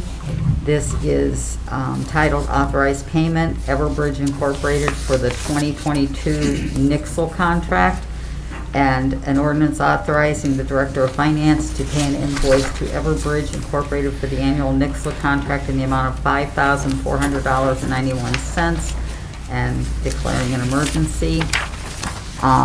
We also have another ordinance that we'll be voting on tonight, and it is 139, 2021. It is titled Opioid Settlement Agreement, and this is a settlement from the distributors, and it is an ordinance authorizing the mayor to participate in the settlement agreement with multiple defendants in the opioid settlement and declaring an emergency. We also have two appointments that are pending that we'll be voting on tonight. The first is Mr. Jim Boschlinger to a 3-year term commencing 1/1/2022 through 12/31/2024, and this is for the Barberton Community Foundation Board of Directors. The second appointment is also for the Barberton Community Foundation Board of Directors, and the appointee is Mrs. Deborah Shiner for a 3-year term commencing 1/1/2022 through 12/31/2024. Does anybody have any questions about any of the ordinances we're voting on tonight? Does anyone have any miscellaneous discussion for this evening? Okay, hearing none, do I have a motion to adjourn? Motion made by Mrs. DeBevick and seconded by Mrs. Angela, and we are adjourned at 7:32 p.m.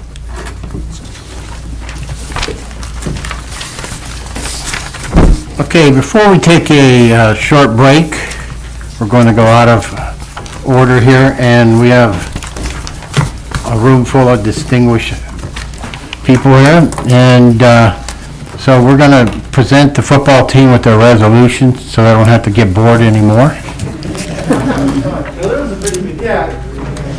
Well, we're glad you liked it. Visit more Okay. often. You're our younger ones coming up. Yeah, she's going to read the resolution first before we present it. Resolution 132, 2021, presented by Mrs. Fry. Title, Commendation 2021 Barberton High School Football Team. A resolution of the Council and Administration of the City of Barberton commending and showing appreciation to the Barberton football team for their excellent 2021 football season. Whereas the 2021 football team completed their season with a record of 10-2 and 2 State Ohio playoff games. Now therefore be it ordained by the Council of the City of Barberton, State of Ohio, Section 1, that the Council of the City of Barberton hereby honors and gives public recognition to the 2021 Barberton High School football team for their outstanding athletic achievements on the football field and their contributions to the community. Section 2, that it is hereby found and determined that all formal actions of this council concerning and relating to the passage of this ordinance were taken in an open meeting of this council, and that all deliberations of this council and any of its committees that resulted in such formal action were meetings open to the public in compliance with the law. Section 3, that this resolution shall be in force and in effect from and after the earliest period allowed by law. Thank you. Mr. Mayor, would you like to present this to him?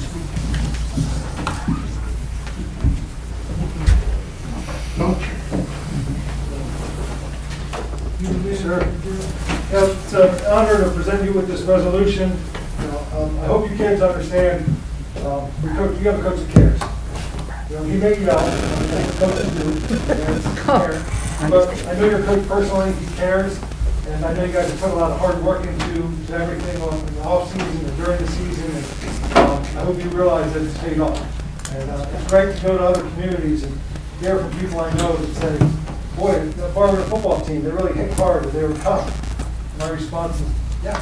So, you guys put in the hard work, you guys earned this, and we wanted to show you some recognition and honor you for your season that you had. So, congratulations. Appreciate it.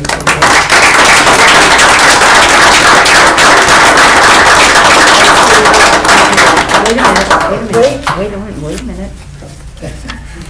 We're gonna go. Anybody have any comments? I do. I do. I just want to tell you young men that I've known Mr. Gatto for many, many, many years. And I have lots of stories about Mr. Gatto. So, you know, a lot of times you'll say, how did the coach know that? Because he did it before you guys did it, that's why. Him and my son were very close, continue to be very close. I am so proud of all you boys. I watch every game. I don't miss a game. I don't care if it's thundering or storming, raining or what, I'm there. I do have a grandson that's a junior on that team. And the thing that really I would love to, I don't want to do this at my age, but how do you guys get knocked down and get up every single time? I mean, you hit that ground so hard and then you get up and you're ready for the next play. It's amazing. I ask my grandchildren, they go, I don't know, we have pads on, you know, so it is hard work. And keep that in mind as you go on to college and whatnot. Being a sports player, it's hard work. You have to know what you're doing, know your positions, hit hard, catch that ball. There's so many things, too many rules, I think, too. Sometimes there's way too many rules. Too many plays, too. But besides that, I just want to commend you, and I just had a good year. You had a good season, but you have to think of the parents and the spectators. We had a great year. Thank you so much for entertaining us on Friday nights. I appreciate it. You're welcome. Paige, what was our motto? So here's what, it's interesting, we sit here and we listen to the council talk about They're here trying to better our town.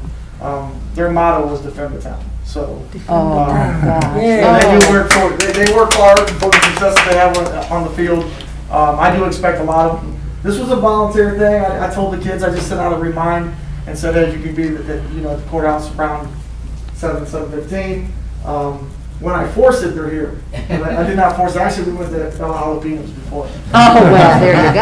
I would come too. So thanks for having us. We appreciate it. Mm-hmm. Anybody else have a comment? Very much. Mr. Height? Thank you, Mr. President. Gentlemen, you've worn the purple proudly. Continue to wear it all your life. Never forget where you came from. Go Magics. Go Magic. Mr. Greer? Thank you, Mr. President. Coach, congrats to you guys. Since you guys did come out and you're here at a public meeting, could you guys say your name and position, like what you guys did? All right. I'm Rosemont Andrews. I play DN and running back. I'm Riley Law. I play slot receiver and corner. Jackson Parsons. I play offense. Linebacker and running back. Short sniper. Jaquan Anderson, corner. John Jackson, defensive line. Hayden Macko, wide receiver and defensive back. Thomas Cox, nose guard and right guard. Kane Slow, safety and slot receiver. Chan Lee, quarterback. Tyler Cox, left guard. Seth Oberlin, defensive line. Awesome, guys. Keep. Keep,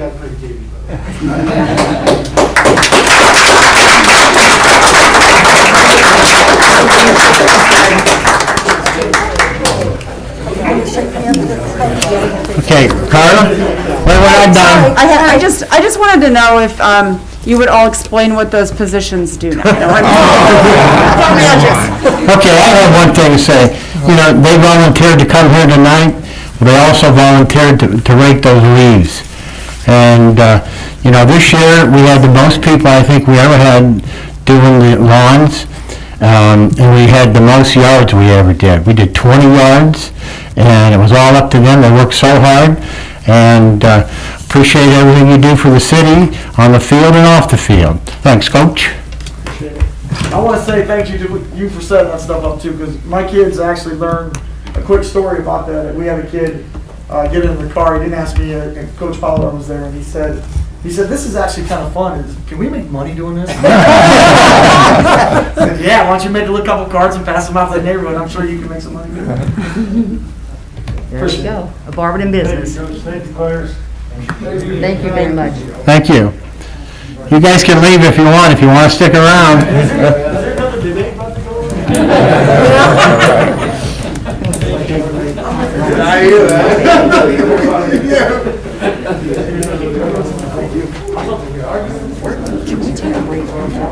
I wanted to shake hands. Yeah, I figured that. That's why I want you. That's why I did it. I have no idea. Okay, we can do it right now. Yeah. Okay. Hold on, we got a presentation. Can we take a break? Are we allowed to have a minute break? Sure, we can take a break. All right, we'll take a 1-2 minute break, and we have a presentation. Go ahead, Carla. Thank you, Grandma. Oh, that was He's a senior. dude, I keep on staring at that road. I'm gonna watch for I that. remember when the last, I was 76. You get that thing on maintenance stuff, like they say, what is it, like every year and a half? Take it up, they take it, polish it, and they clean the gears out.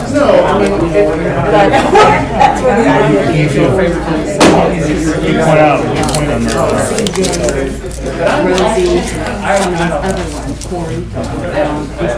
Complete Streets? Oh, yeah, no, I was right, I was told so I remembered it. I didn't think about it until he said something. If you read it, it's like flat out, like, you will do this, you will do Actually, that. it's a one block Like, road, 20th I'm all Street. for It's like, off He said he's lived there for 32 years and it's horrid. It's just one block. So if you were gonna put in for streets, could that one block be part of whatever? Well, I'll tell you what, I have so many bad ones, but I've already turned in a lot of my streets. I did that like in November. Is his last name Finn? Finn, F-I-N-N. Lori husband lives on that street too. Yeah, I know. You know. Well, and I'll tell you what, that street needs to get taken care of because Dave Huffman lived there. I So know. that got passed all He the was- time. yeah. And another person that lived there was Don Knott. Yeah. And he always called when there was something going on. Plus, my mom was the mayor of that street, so that was. Yeah, I'm the mayor of mine, that's how I Here's the get thing, involved. Lori, I turn in I do too.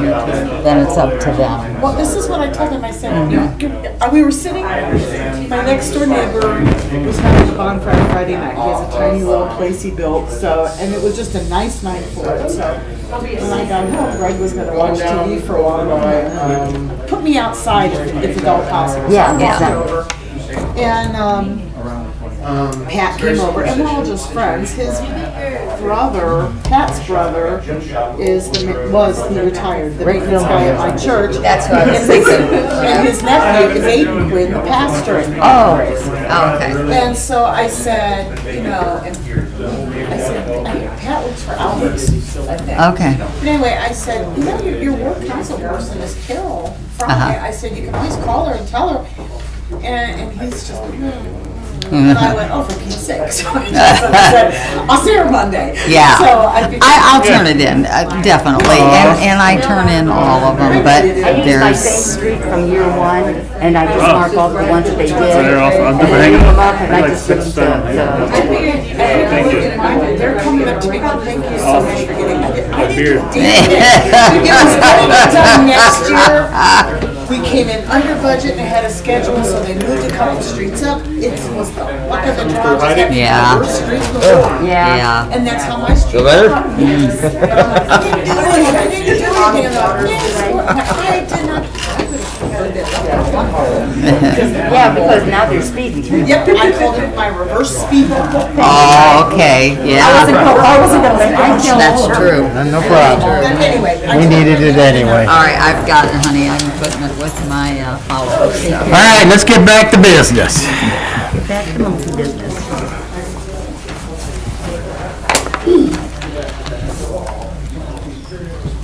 Mrs. Fry, do you want to introduce them? Oh, the mayor? No, well, Who? The presentation. That's what I'm saying. Oh, it's not. he's going to do it. He's doing it. Okay. Go ahead. All right, thank you guys.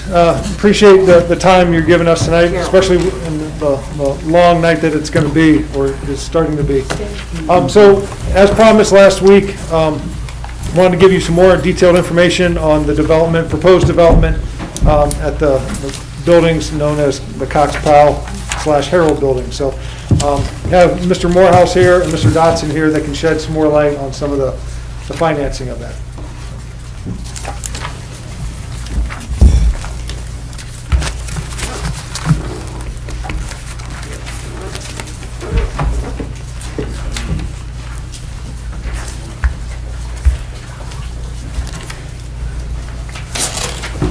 Thanks, sir.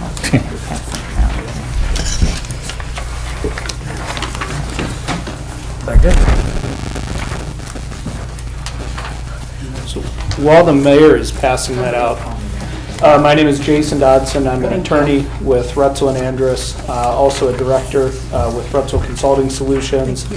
I primarily do real estate and economic development, both legal work and on the consulting side as well. And I've been working with the mayor and the administration here on this project in particular for a number of months at this point in time.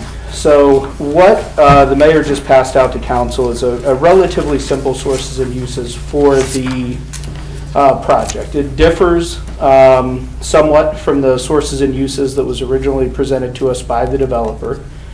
As we worked on the project in terms of just looking at the different, I think for the most part the construction costs or the uses side stayed relatively same, but there was some work we had to do in terms of looking at the different uses that were going to come into the project, the different funding sources that were going to come in.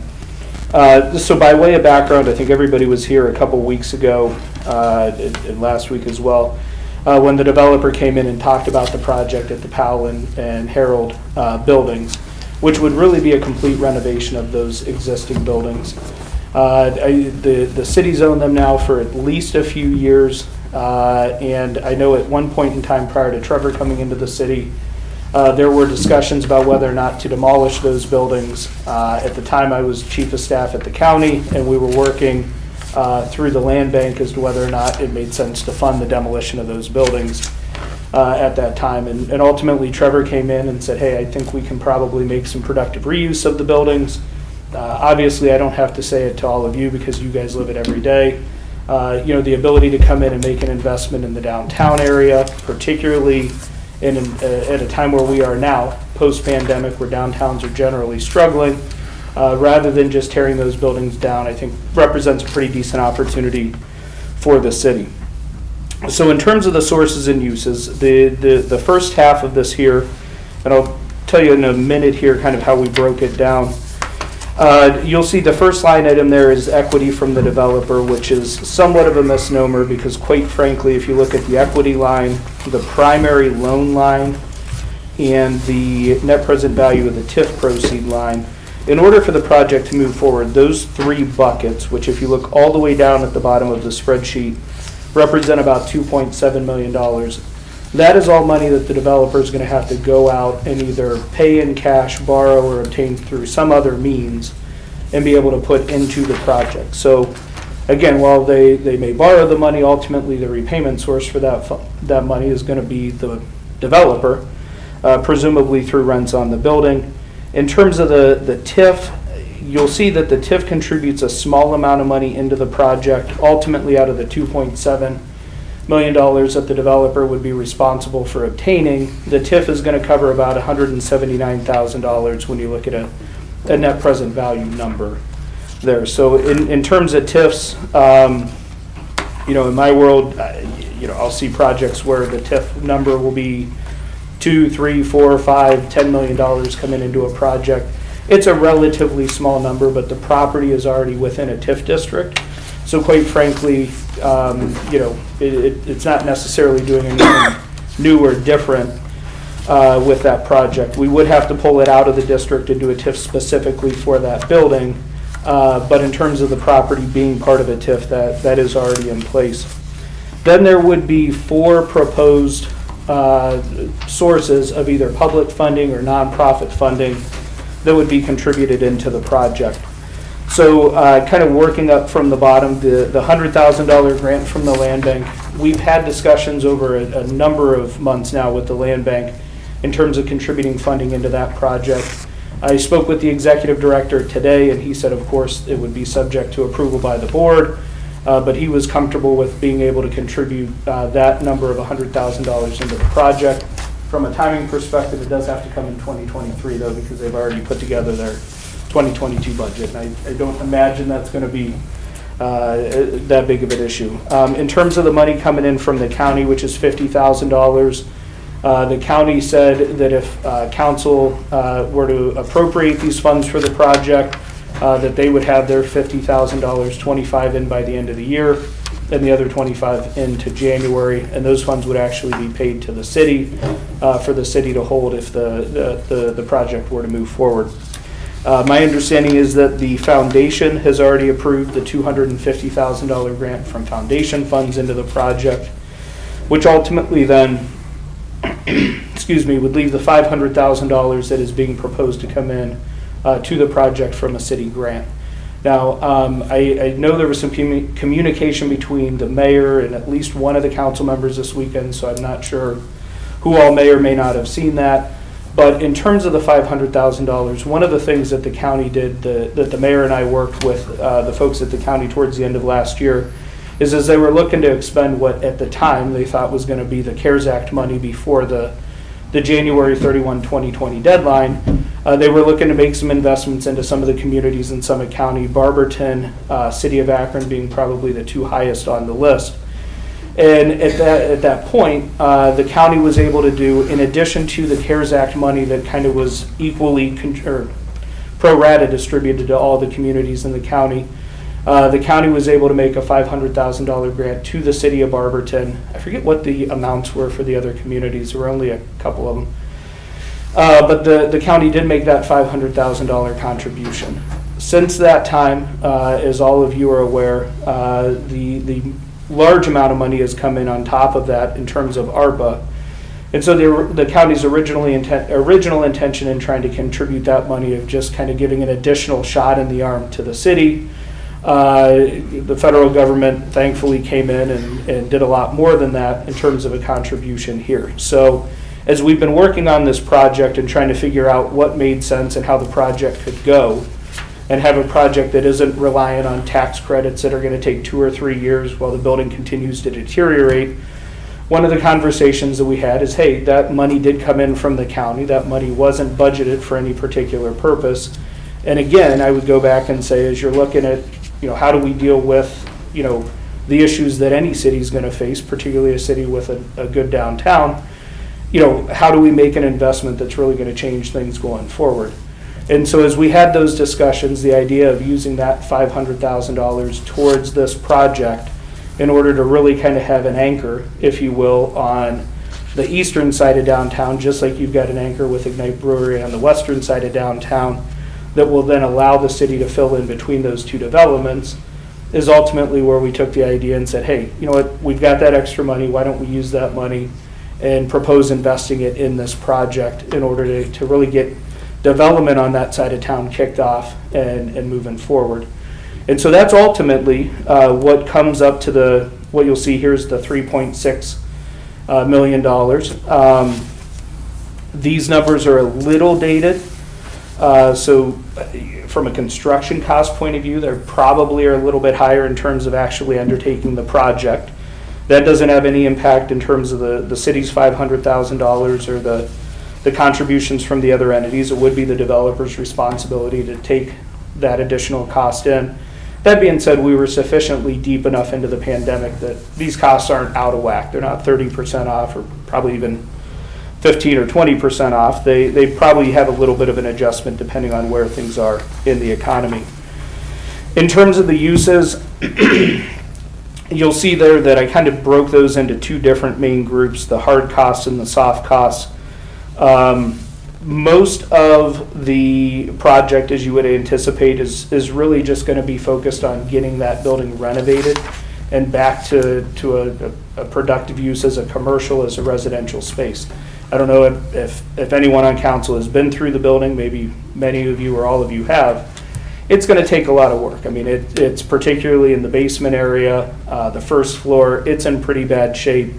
But it's not in any worse shape than the buildings that these developers and that many other developers have come into and been able to tackle and turn into something that everybody in town can be proud of. So, we've gone through the hard costs from everything we can tell. They look pretty reasonable. They look pretty much in line with what we're seeing on other similar projects. And so we do believe that those are relatively accurate. And so what you'll see is kind of at the bottom, a little bit of a comparison between what the developer has to contribute to the project, which again is roughly that $2.8 million number, and then compared to the grant money that would be coming into the project as well. One other note that came up in that conversation, or the email conversation between the mayor and one of the council members, was the idea, and I think it was represented as an idea that a couple council members had, was putting in a provision into the agreement with the developer that if the project didn't move forward for some reason, that the land that would be donated to the developer would come back to the city, essentially including a reversionary clause if the project doesn't move forward. We've spoken with the developer, and the developer is comfortable with including that type of provision so that there's essentially some security for the city that you're not just giving a building away, and if the project falls apart, that it's gone forever, and that you're not able to do something different with the building, whether that means bring in another developer, whether it means go back to the original plan of tearing it down and using it for something else. But it gives the city some security, and as the mayor and I discussed, ultimately, this is a community project that we want everybody to be proud of. So when a contribution like that comes in from council, and we talked about it and said, yeah, that makes pretty good sense, and the rationale behind it makes pretty good sense, we contacted the developer in order to see if they were on board, and they were. So with that, I think I've covered everything. From a high-level point of view, I'm more than welcome to, or more than happy to entertain questions and answer anything you may have. Thanks, sir. Thanks for a great presentation. Thank you. At first, seen that property was vacant for so many years, and I did have a business owner who wanted to purchase it, you know, and expand his business that was behind it. But then I found out about you guys coming in town, and I was like, okay, how about you guys go to First Merit Building? I think that's a bigger centerpiece if you guys would purchase that one. But looking at it again, it's your guys' money. You know, the 500,000 through the city, I understand that. And I'm forward with this now. I think it's a stepping stone. It'd be nice to see it go on. I talk to other business owners, and they're for it. I mean, if we don't do it, it's going to sit there. It's going to be empty for another 15 years. Nobody's going to spend that much money. And if it is going to be torn down, it'll be a parking lot. That's what the other business owner was going to do. Change the parking lot and add on 2 garages. But with this, I would definitely be supporting you guys, and I appreciate you guys and the other company and city administration taking your time and going with this. And I'm pumped up for it, and hopefully other businesses or other developers see that. As an example, I put new siding on my house this past summer. The neighbors saw that. One neighbor put new siding on his house, another neighbor next door repainted his house. So that's the goal we're going to have downtown. If somebody sees it happen first, you're taking the first step, other businesses or other developers will see that. And hopefully this will go through it. And I appreciate your time. Well, only one clarification, I'm working for you guys, not, Yeah. it's the developer's money, not mine, thank God. You know, but you are right. You know, in terms of the First Merit Building, I think that represents a huge opportunity for downtown. You know, it's a weird environment in terms of office space. I represent some clients in downtown Canton, you know, in Class A office space in Canton now is going for like $12 a square foot. Mm-hmm. So it's that, you know, finding office solutions that are smaller for different businesses, finding something where you can use that First Merit Building is going to be a challenge, but I think it is a great opportunity. The good thing about the First Merit Building is if you've been through it, it's in pretty good shape still. I mean, it really is in good shape. These buildings are, you know, they've used all 9 lives, and this is an opportunity. Sorry, that's my 8 o'clock alarm if I have to like remind myself of something. Yeah, I wish. But yeah, this represents an opportunity to save those buildings like back from the brink. And so I think if you get a development here, the ability to do something with First Merit becomes even that much more of an opportunity.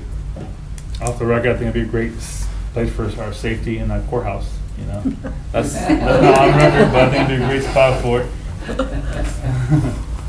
But go ahead. Thank you. Thank you. If I'm not mistaken, Mr. Mayor, did you say at point the 500,000 would be reimbursable if they were to hit 2.8 million? Okay, according to the hard costs here, the difference of the 2.8 million is only 33,787. So if it came in below that, it wouldn't be reimbursed to us. And other than that, I do have a few concerns, if I may. One thing I don't see on the sources of money, you're asking the city for 500,000.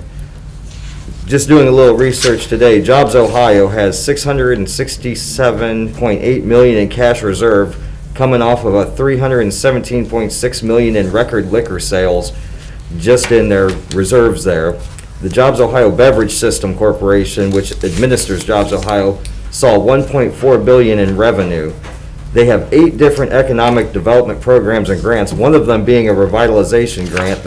This is off their own site, designed to support acceleration of redeveloping sites with a primary focus on project where the cost of redevelopment and remediation is more than the value of land in question, which these two pieces together on the Summit County Auditor come to $287,880.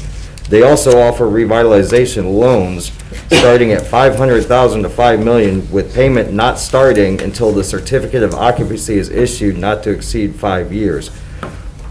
Why would the developers want to come to a city knowing that we just tried for a property tax, 3 mil, 3 years, which would have roughly raised close to 1 million in revenue that we have already lost 1.3 from the B&W moving. And now that's half of what we ask the taxpayers for, which, if you look at the players outside of the city of Akron that helped facilitate B&W move, would be Jobs Ohio, Team NEO, and Development Finance Authority of Summit County. So my question is, knowing all this, can the developer go elsewhere through Jobs Ohio and through other funds before asking a city that just had a 3 mil 3-year tax levy shot down that is half of what we asked? Because if I look at the general fund cash balance for the past few years, obviously one excluded because of CARES Act and ARPA money, we're looking at 2.2 million 18, 2.5 in 19, and 2.9 in 20. That represents almost 25% of the cash reserve we had at the beginning of a normal year without CARES Act or ARPA. So my concerns are, we lost 1.3 out of our budget. We asked to recover $1 million and failed, and now the developer's asking us to spend $500,000. Isn't Jobs Ohio built for things like this? And aren't there other avenues before coming to a city that is in this kind of predicament? Thank you. Thank you, Mr. Heidi. You know, I would actually probably counter that with another question, which is, if you're not going to invest money into these projects now, then when are you going to? And if you want to talk about tax base, if you want to talk about income tax and property tax, you know, with the money that communities are getting now, if you're not going to invest that money in order to grow those tax bases, then you might as well turn the lights off. Because the reality is, you know, B&W left. I sat in the room when the mayor of the city of Akron said, we don't want you in Akron. It hurts Akron more to have you leave Barberton than it benefits us to come here. And the company said, we're either going to Akron or Charlotte. We're not staying in Barberton. And the reality is that tax base left. That tax base, if they had stayed, would be a fraction of what it is. I mean, I think the number of jobs that actually are at that headquarters in Akron are probably 3 to 4, maybe 500 at most. And that's right now when everybody's still reporting those jobs to Akron. You know, Lord knows how many people are actually working from home. And so part of this, you know, that they left, they made the decision to leave probably 3.5, 4 years ago at this point in time. You know, at some point the city does need to take action in its own hands and say, we're not going to just sit around and wait for a large employer to make a decision as to whether they're going to stay or go. We need to make investments in order to keep small businesses and attract small businesses into this community, which make up 80% of the economy, both locally, regionally, and nationally. So that would be the first comment I would make. The second comment, in terms of Jobs Ohio, first of all, we've gone to Jobs Ohio with this project and asked for grant funding for the project, and the answer was that, you know, hey, this isn't probably going to be something that we would finance. Personally, I don't disagree with anything you just said about the amount of money that Jobs Ohio has, other than I do think it's actually understated from what they really do have. I think they're over $1 billion in their coffers. But right, wrong, or indifferent, and they have gotten better, they do design specific programs that are to be used for specific things, specific types of projects. And if you don't fit within the design that they put together for any particular program, that means you're not going to qualify for the funding. So in terms of the revitalization funding, because I've been involved with a number of different projects where revitalization funding is part of the project. So the revitalization funding is going to be tied to an employer, typically a large employer, going into a building that needs revitalization. That's not what we have here. What we have here is going in and making an investment in order to bring a number of different smaller employers, as well as some downtown residential, into to make it a reality. The Revite program just doesn't fit. This building wouldn't fit for it. It's not going to fit. We've met with Jobs Ohio about it. it frustrates me as much as anybody else in this room that, we can't go get, $500,000 from Jobs Ohio to be able to do the project, but I can assure you that if that were an option, the mayor, just as you, would prefer to take that money and keep it here and bring in money from Columbus through the liquor sales. Unfortunately, we've tried that, and that's just not possible because of the way they set up their programs. And then on the $2.8 million in terms of the minimum commitment on that, so the way that is set up is that the city's money doesn't have to go into the project until $2.8 million has been expended prior to that. Now, in theory, that could be, that's going to mostly be developer money, but it could be some of the other smaller pots of money that the developer would be able to get as well. But eventually, we had to kind of set a number where, you have to spend X amount of money before we're going to put our money in.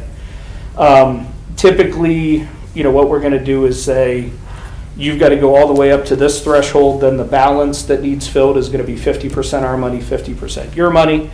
We're a little bit more than that because we're at 3.67 for the project, and we said you had to do 2.8, so we didn't completely hit that threshold. But I also think costs are probably going to be such that we're going to get to a point where the developer is going to have about $1 million to spend. They're going to hit the $2.8 million threshold, and half of the money would come in from the city, and the other half is going to need to come in from the other sources, whether it's their money or the other contributions that they would get from the other sources. So the other thing is the city or the county has not made this a condition. I don't know that the foundation has made this a condition, and the land bank, we're still not there for a condition. I mean, those organizations could say you have to spend all the private money before you can spend our money as well. They haven't done that. We've chose to kind of hold our money back to the back end of the project for, I think, very good reasons. But yeah, I mean, that's kind of why we structured it the way we did. So. If I may, one more. Thank you. It just, and I know you're doing your job, and I am doing mine here, representing at large, so the entire population. It just seems that the entities that cost us $1.3 million don't seem to want to make amends for that with something like this, and would rather see us throw $500,000 out. And actually, it's not $500,000. If the foundation approved $250,000, that would be that'd be $750,000 from Barberton citizens. The foundation is our money. It may not be in our general fund, but that is each and every citizen's money. So that's $750,000 if this would pass, versus 1.3 that I believe state entities should be able to be on the hook for. And if need be, if this project is truly something special, then damn it, I'd drive to Columbus and go to Jobs Ohio's office and tell them, you want to make amends for what you did to us, this is how. And I don't care what their little decision makers say. Some of their board members in the past got a lot of money to move their own corporations from Columbus to New Albany. If they want to throw the screws to a city like Barberton twice, that's not going to sit well with me. And that's all I have to say. I apologize for my language, and I thank you for your information. You've presented I'd be happy very to well. go down with you. The problem is, and I don't mean this condescending, there's what we want to have happen, and there's reality. And the reality is we've run the rabbit. It's not a project that they would fund, and if they did fund it, it'd be a $25,000, which we still have that ask out there. And I could bring leaders from many other communities in this area that have the same passion and frustration you have. Mayor Roth in Fairlawn, Jobs Ohio helped Omnova move, a decade ago at this point in time, and he still is upset about that. I mean, but I think what's important is while we probably all could agree to some level in terms of Jobs Ohio's practices, in terms of the programs, in terms of what they're doing with the money, the reality is that they've given us the answer as it pertains to this project, and council has to make the decision. Do you all authorize it for the city to do what needs to be done? In my opinion, my opinion doesn't count. It's your opinion that counts. And that's ultimately, what I think the administration's asking for is, if you approve it, the project can move forward and become a reality, and we can deal with Jobs Ohio together and keep banging on them about, freeing up some of that money for other good uses.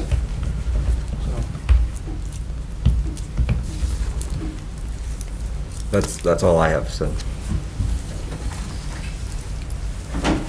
All right, well, if any questions come up over the next week or so, please send them to me, and I will get back in touch with you with the answers, all right? Appreciate the time. Thank you. Thank you, everybody. Thank you. Sits a little better with me. Okay, we're going to go right into our legislative meeting, and real soon. At that funding, the numbers didn't work. I wasn't going to listen. It's bad. We just asked the taxpayers for a tax increase, and then we're giving out money.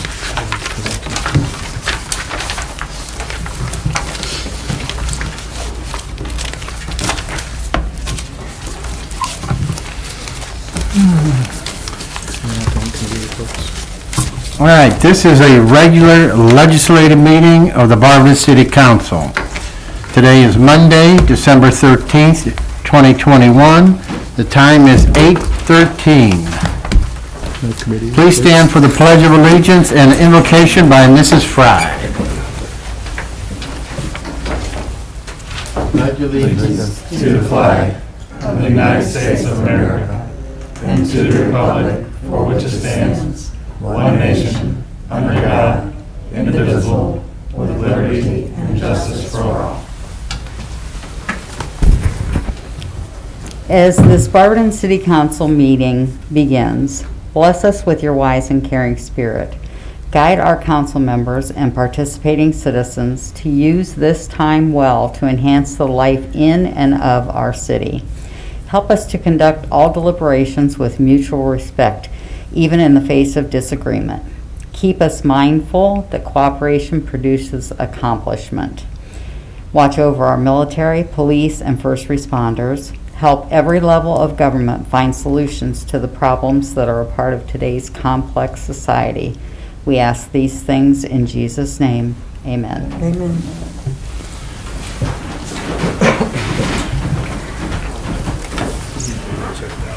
Clerk, please call the roll. Mrs. Fry. Here. Mrs. Coburn. Here. Mr. Jaber. Yes. Mr. Griffin. Here. Mrs. Angela. Here. Mr. Greer. Present. Mr. Heidick. Here. Mrs. DeBevick. Here.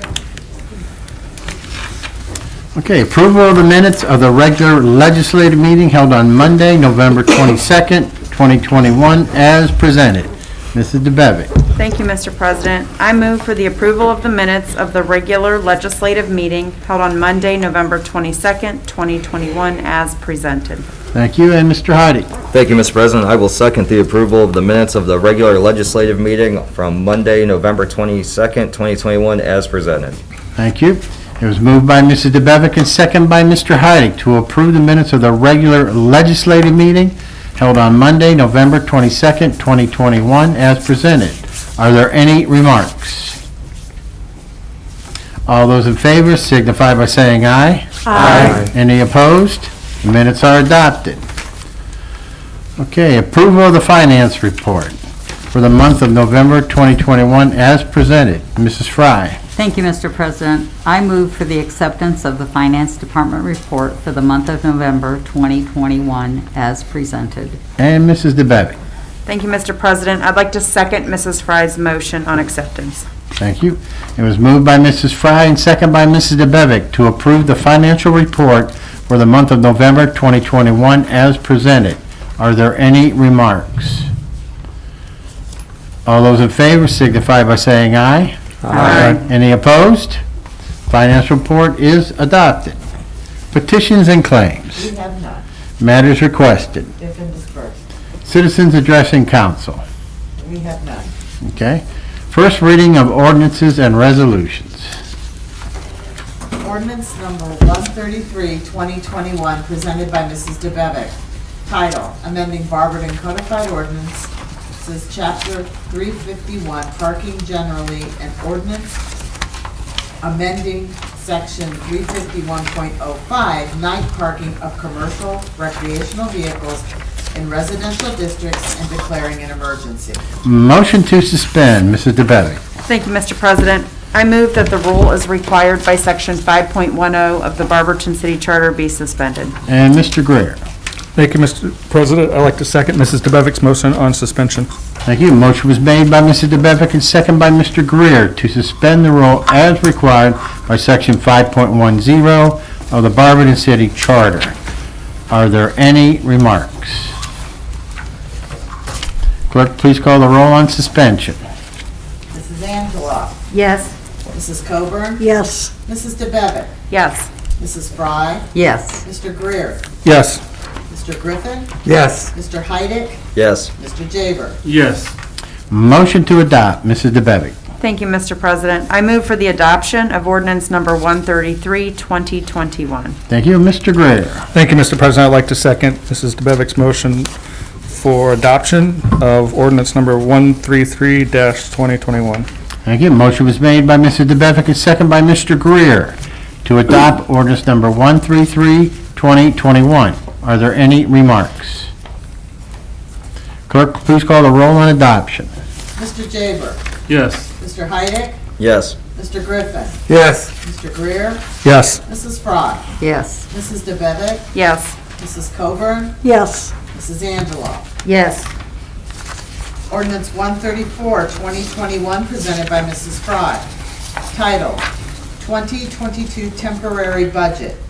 An ordinance adopting a temporary budget for various funds of the City of Barberton for the period beginning January 1st, 2022, and providing for the administration thereof and declaring it an emergency. Motion to suspend, Mrs. Fry. Thank you, Mr. President. I move that the rules required by Section 5.10 of the Barberton City Charter be suspended. Thank you, and Mrs. DeBevick. Thank you, Mr. President. I'd like to second Mrs. Fry's motion on suspension. Thank you. Motion was made by Mrs. Fry and second by Mrs. DeBevick to suspend the rule as required by Section 5.10 of the Barberton City Charter. Are there any remarks? Clerk, please call the roll on suspension. Mr. Greer. Yes. Mrs. Fry. Yes. Mrs. Angela. Yes. Mr. Heidick. Yes. Mr. Jaber. Yes. Mrs. DeBevick. Yes. Mr. Griffin. Yes. Mrs. Coburn. Yes. Motion to adopt, Mrs. Fry. Thank you, Mr. President. I move for the adoption of ordinance number 134-2021. Thank you, and Mrs. DeBevick. Thank you, Mr. President. I'd like to second Mrs. Fry's motion on adoption. Thank you. Motion was made by Mrs. Fry and second by Mrs. DeBevick to adopt ordinance number 134-2021. Are there any remarks? Clerk, please call the roll on adoption. Mrs. Coburn. Yes. Mr. Griffin. Yes. Mrs. DeBevick. Yes. Mr. Jaber. Yes. Mr. Heidick. Yes. Mrs. Angela. Yes. Mrs. Fry. Yes. Mr. Greer. Yes. Ordinance 135, 2021, presented by Mrs. Fry. Title, Year-End Appropriation, Amendments.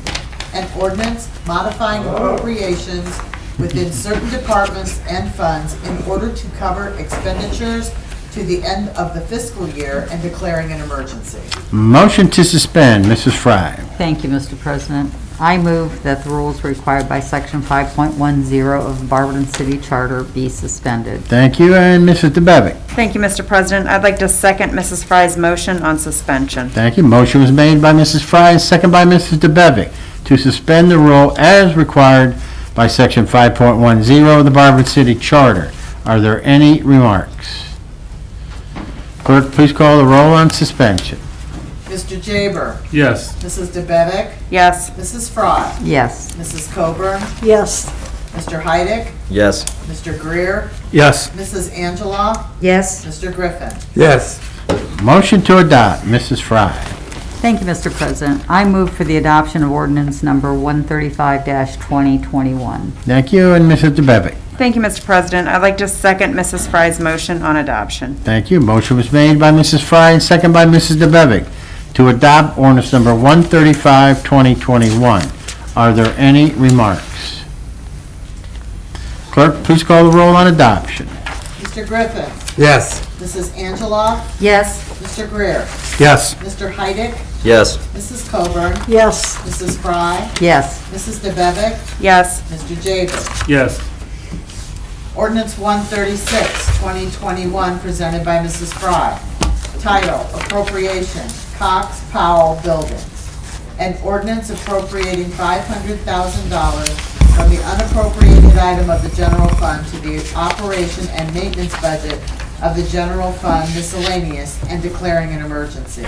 Motion to suspend, Mrs. Fry. Thank you, Mr. President. I move that the rules required by Section 5.10 of the Barberton City Charter be suspended. Thank you. Mrs. DeBevick. I don't want to second. You don't want to second it? No. Mrs. Angeloff? Yes, thank you. Second the suspension. Yeah, I move to second the motion to suspend the ordinance 135, 2021. Thank you. Motion was made. 136. I mean, 136, I'm sorry. Okay. Motion was made by Mrs. Fry and second by Mrs. Angeloff to suspend the rule as required by Section 5.10 of the Barberton City Charter. Are there any remarks? Yes. I thought originally this was going to go 2 readings. That's, thank you, Mr. President. That's what I was under the impression as well. That's what we were told. Mrs. Fry? I have to look at my, I have one reading No, here. it says two. No, I think I originally requested 2 readings. okay, so this would be the first, right? Yep. Okay, and we can then pass it or whatever at the last legislative meeting. Okay. Okay. Sorry about that. It's all right. Ordinance 137, 2021, presented by Mr. Greer. Title, Authorized Payment, City of Norton. An ordinance authorizing the payment to the City of Norton for the resurface of the City of Barberton's portions of Fairland Road and Eastern Road. Motion to suspend, Mr. Greer. Thank you, Mr. President. I move that the rules required by Section 5.10 of the Barberton City Charter be suspended. And Mrs. Angeloff. Thank you, Mr. President. I second the motion for the suspension of 137, 2021. Thank you. Motion was made by Mr. Greer and second by Mrs. Angeloff to suspend the rule as required by Section 5.10 of the Barberton City Charter. Are there any remarks? Mrs. Coburn. Is there supposed to be emergency wording on that? I was gonna say, I don't know if it's too late to change it, but it probably should be. Yeah, I don't have it in my notes or in the request. How was the draft? I don't have the It draft. That was doesn't going to be have it my on the question. draft. But I thought it was expressed to us last week. that it needed to be paid. Needed to be. Last week, wait a minute, huh? Let's see. It's in the letter.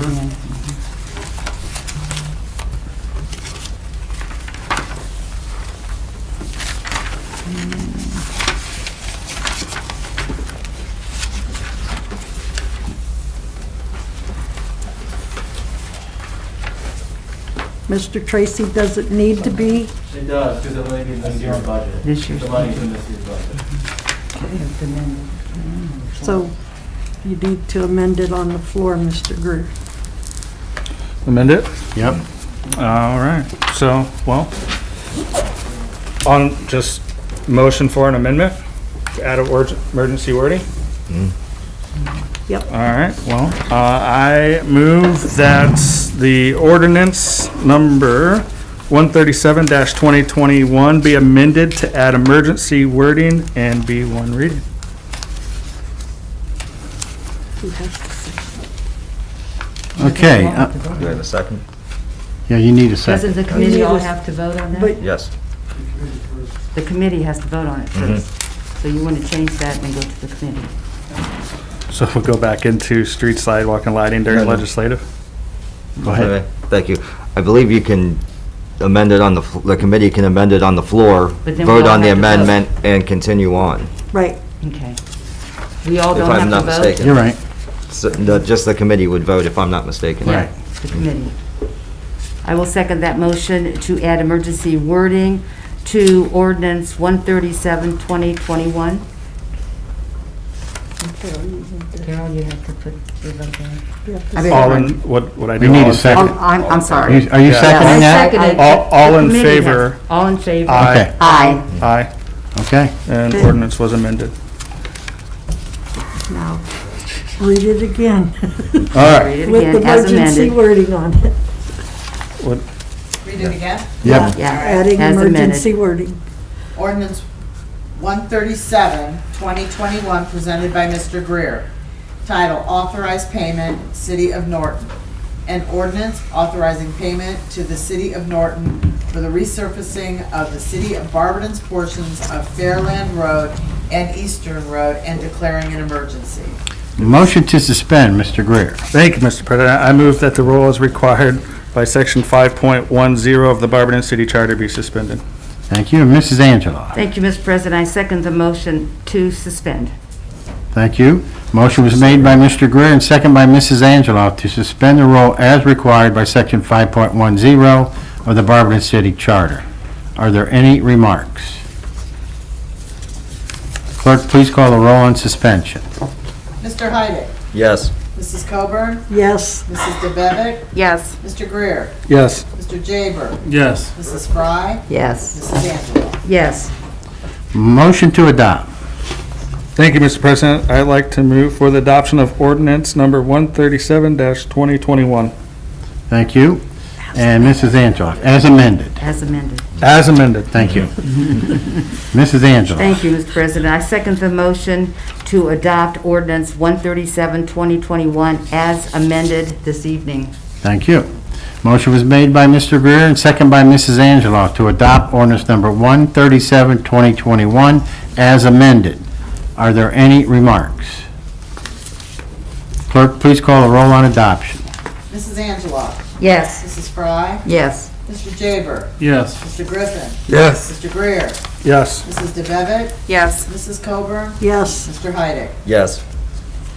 Ordinance 138, 2021, presented by Mrs. Fry. Title, Authorized Payment, Everbridge. 2022 Nixle Contract. An ordinance authorizing the Director of Finance to pay an invoice to Everbridge Incorporated for the annual Nixle contract in the amount of $5,400.91 and declaring an emergency. Motion to suspend, Mrs. Fry. Thank you, Mr. President. I move that the rules required by section 5.10 of the Barberton City Charter be suspended. And Mrs. DeBevick. Thank you, Mr. President. I'd like to second Mrs. Fry's motion on suspension. Thank you. Motion was made by Mrs. Fry and second by Mrs. DeBevick to suspend the rule as required by section 5.10 of the Barberton City Charter. Are there any remarks? Clerk, please call the roll on suspension. Mrs. DeBevick. Yes. Mr. Heidick. Yes. Mr. Griffin. Yes. Mrs. Fry. Yes. Mrs. Angela. Yes. Mrs. Coburn. Yes. Mr. Jaber. Yes. Mr. Greer. Yes. Motion to adopt, Mrs. Fry. Thank you, Mr. President. I move for the adoption of ordinance number 138-2021. Thank you. Mrs. DeBevick. Thank you, Mr. President. I'd like to second Mrs. Fry's motion on adoption. Thank you. Motion was made by Mrs. Fry and second by Mrs. DeBevick to adopt ordinance number 138-2021. Are there any remarks? Clerk, please call the roll on adoption. Mr. Greer. Yes. Mr. Jaber. Yes. Mrs. Coburn. Yes. Mrs. Angela. Yes. Mrs. Fry. Yes. Mr. Griffin. Yes. Mr. Heidick. Yes. Mrs. DeBevick. Yes. Ordinance 139, 2021, presented by Mrs. Fry. Title, Opioid Settlement Agreement, an ordinance authorizing the mayor to participate in the settlement agreement with multiple defendants in the opioid settlement and declaring an emergency. Motion to suspend, Mrs. Fry. Thank you, Mr. President. I move that the rules required by section 5.10 of the Barberton City Charter be suspended. And Mrs. DeBevick. Thank you, Mr. President. I'd like to second Mrs. Fry's motion on suspension. Motion was made by Mrs. Fry and second by Mrs. DeBevick to suspend the rule as required by section 5.10 of the Barberton City Charter. Are there any remarks? Clerk, please call the roll on suspension. Mrs. Angela? Yes. Mr. Jaber? Yes. Mr. Greer? Yes. Mr. Griffin? Yes. Mrs. Coburn? Yes. Mrs. Fry? Yes. Mrs. DeBevick? Yes. Mr. Heidick? Yes. Motion to adopt, Mrs. Fry. Thank you, Mr. President. I move for the adoption of ordinance number 139-2021. Thank you, Ms. DeBevick. Thank you, Mr. President. I'd like to second Mrs. Fry's motion on adoption. Thank you. Motion was made by Mrs. Fry and second by Mrs. DeBevick to adopt ordinance number 139-2021. Are there any remarks? Clerk, please call the roll on adoption. Mr. Heidick? Yes. Mrs. DeBevick? Yes. Mrs. Fry? Yes. Mrs. Coburn? Yes. Mr. Griffin? Yes. Mr. Greer? Yes. Mr. Jaber? Yes. Mrs. Angela? Yes. Resolution 140, 2021, presented by Mrs. DeBevick. Title, Commendation, Angie, Warrington. A resolution of the Council of the City of Barberton to honor and give public recognition to Ms. Angie Warrington for her dedication to living her best life despite her special needs and for sharing our city with many famous people and groups along the way. Motion to suspend, Mrs. DeBevick. Thank you, Mr. President. I move that the rules required by Section 5.10 of the Barberton City Charter be suspended. And Mr. Greer. Thank you, Mr. President. I'd like to second Mrs. DeBevick's motion on suspension. Thank you. Motion was made by Mrs. DeBevick and second by Mr. Greer to suspend the rule as required by Section 5.10 of the Barberton City Charter. Are there any remarks?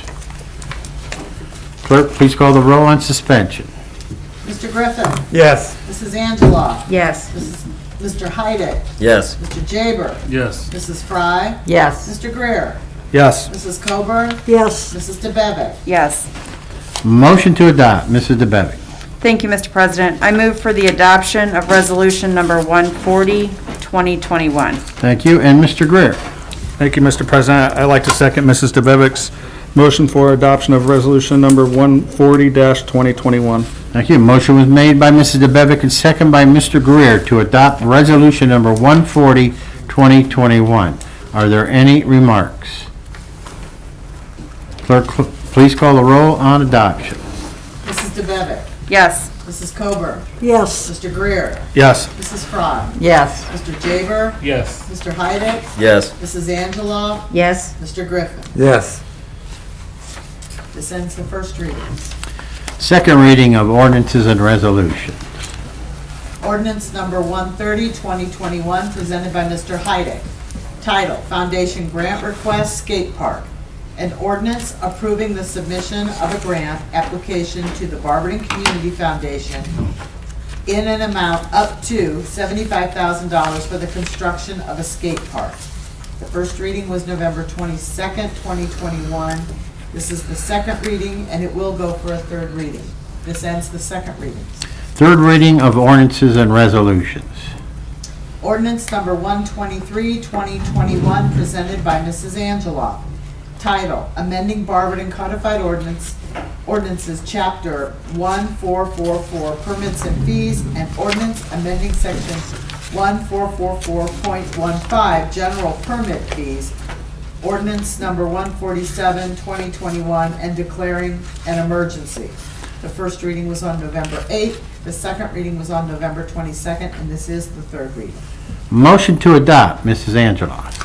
Thank you, Mr. President. I move that ordinance number 123, 2021 be adopted.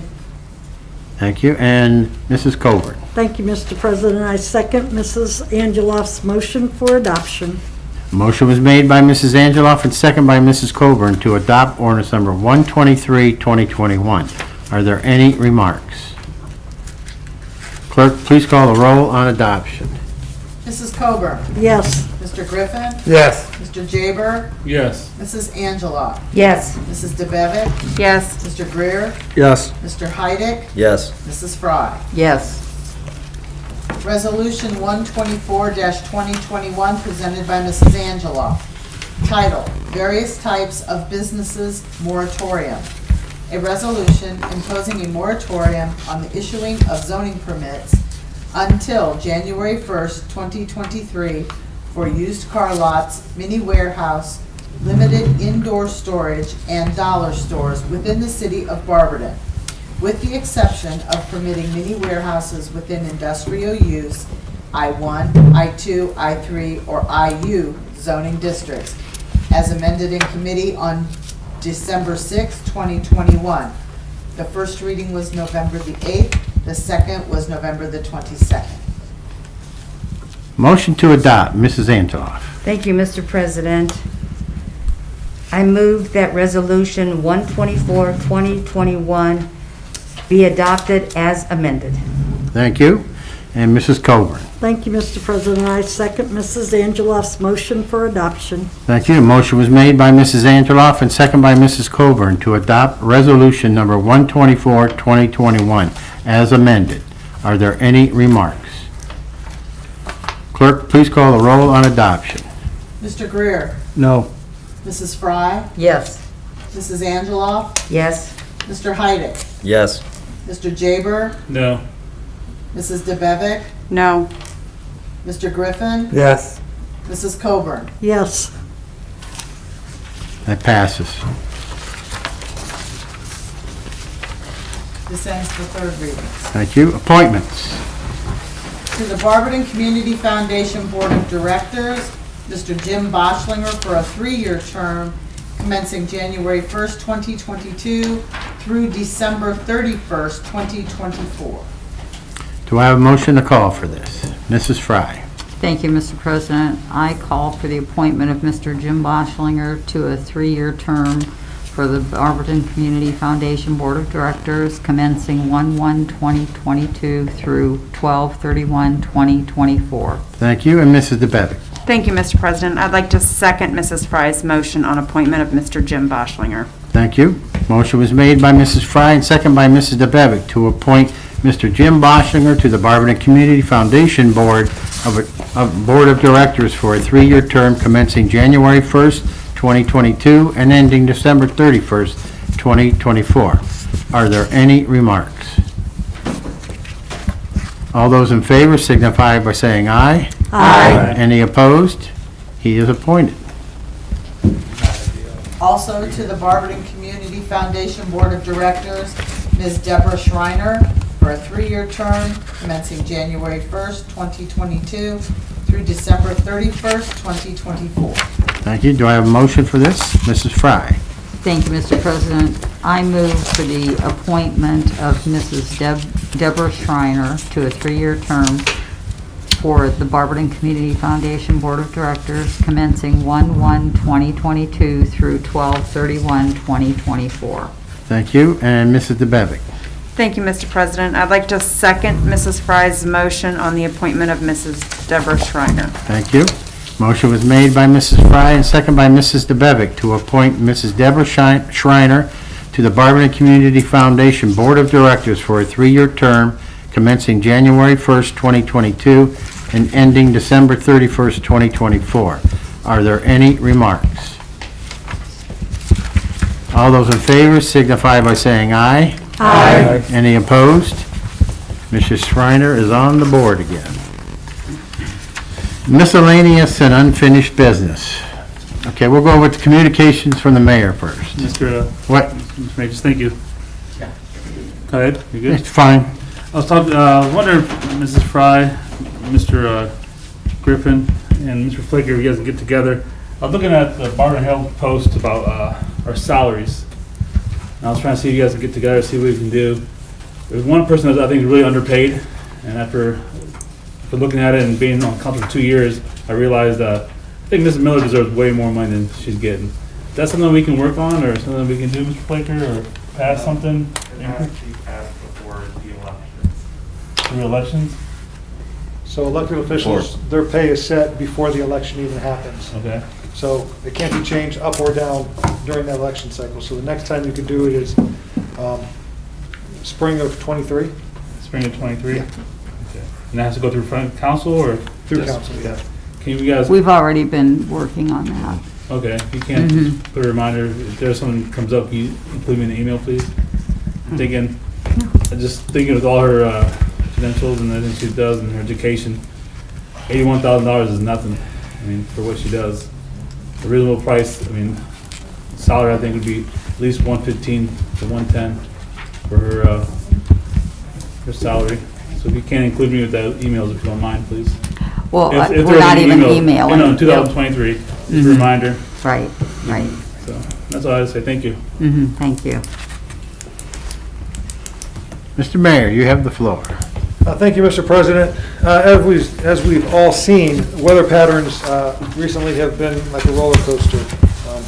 Remember, we're about 6 months shy of 2 years when the tornado came through the city here. And with everything going on in the southern states and in Kentucky this past weekend, I want to be mindful of that. So this past weekend, we stayed in communication here internally with the weather patterns and the wind, and the concern obviously is things like tree limbs and down power lines, and freezing rain that might create black ice. But we also saw flying lawn furniture, and obviously Christmas decorations flying around, which could be really distract drivers or hit their vehicles or houses. So I just want to let you know that during events, even though this was pretty mild this past weekend, we were in contact with each other internally. Earlier today, I met with our new state legislators. They'll be taking over the first of the year with the redistricting plan. Senator Christine Rogner and Representative Bill Romer were here today. Myself and Judge McKinney met with them and went over a few of the projects that we're working on. So wanted to get them acclimated with the city and City Hall here. Still working on the 2022 budget. Hope to have a budget to council in early 2022 here. And it really is a difficult, more difficult than previous years because you have all these kind of outside buckets of money. We're still sitting on ARPA money and we still don't have clear, defined ways of using it. So still working on, being on webinars, working with other mayors throughout the area, and with, I know Mr. Flake is working with auditors and trying to see how best we can use this money. So still working on that. Have some meetings this week on existing businesses who are looking to expand, and we're continuing to work with our partners on the stormwater mitigation efforts. When I say partners for this week, we're talking more regional. So we've got the Ohio EPA, Muskingum Watershed, Army Corps of Engineers, plus all the local partners here. So we'll be working on that this week. Last week I sat in on a webinar that First Energy's put together surrounding economic development. They do this annually, and what this looks like in the future. So we try to sit on these types of webinars as much as possible. No one's got that crystal ball, and there's a lot of outside influences that we don't control that have major impacts on the local economy. So, whether it's municipal income tax, it's consumer confidence, it's logistics, it's inflation, all these things that we're looking at. So what does that mean, and how does that trickle down to Little Barberton, right? So we've been looking at this, and there's just a lot going on. But we're looking at opportunities, and we're looking at funding sources, but also looking at the challenges and hurdles that lay in front of us as well. So today's legislative session, gave you a little bit of had a little bit of everything in it that we're dealing with. So I just want to kind of keep that fresh in your mind. Infrastructure, opioids, budgetary items, economic development, etc. I think tonight's legislative meeting had a little bit of all of that. So, and then just finally, still collecting non-perishables and toiletries for back in the Salvation Army. That will run through the end of January. So that's all I have, sir. Thank you. Anything else from the body? Mr. Heiding. Thank you, Mr. President. Director Tracy, I do want to wish you luck and goodwill in all your future endeavors. And I know at one point at the YMCA when we were discussing the road program, I threatened that if Bell Street didn't make the list, I was going to take you out back and fist fight you. I'm glad you didn't take me up on it because I'm pretty sure you could take me. A little size advantage there. But good luck to you and thank you for all you've done for us. And before you leave, get that thing up there on the website, the graphs and charts that you've been working on. I like that. I'll work on it. Thank you. Anybody else? I'm just going to say it now. I was going to wait until after the committee of the whole, but next week is our last legislative meeting. And since we have you leaving and Mrs. DeBevick, we were going to have a little soiree in the jury room afterwards. We were just going to have cupcakes and some snacks and so on. And I just wanted to say that so that you don't take off without us giving you a goodbye. That's very nice of you. Yes. Anybody else? With nothing else, do I have a motion to adjourn? Mrs. DeBevick. Thank you, Mr. President. I make a motion that we adjourn. What's that? And Mr. Heidi. Thank you, Mr. President. I will second the motion to adjourn. Thank you. It was moved by Mrs. DeBevick and second by Mrs. Heidick that we adjourn. All those in favor signify by saying aye. Aye. Any opposed? This meeting is adjourned at 8:48. We don't get the lead. No.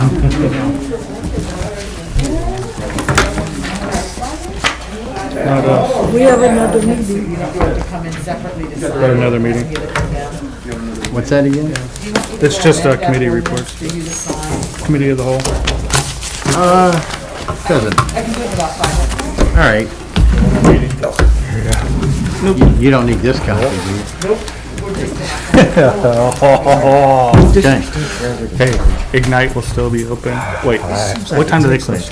All right, let's get right into this meeting, and we're just kind of repeating ourselves, so keep it short. Yeah. Okay, this is the committee of the whole meeting. Today is Monday, December 13th, 2021. I call this meeting to order at 8:48. We do not need to say the Pledge of Allegiance again, and I don't see any citizens addressing council. So we'll get right into the committee reports. We'll start out with planning, annexations, and code. Mrs. Angela. Thank you, Mr. President. Planning annexations and codes met this evening in council chambers at 6:56. All members were present, or all other council members were present, and guests as noted on my sheet. We had one new piece of legislation for legislation to enter into a contract with OHM Zone Company Consulting Firms for $148,500 to provide review and analysis of the city's current zoning code, administration, code writing, and related services for an update and rewrite to the existing Barberton Development Code, and asking for emergency wording. I had a handout to all of council that shows the score sheet and the criteria, the rankings of the three, and the recommendation. And that was pulled out of committee unanimously. We had two pending legislations that we voted on tonight, 123-2021, and that was passed. Resolution 124-2021, and that was passed. And no miscellaneous discussion, and with that I pass. Thank you very much. Fast enough? That's fast. I like it.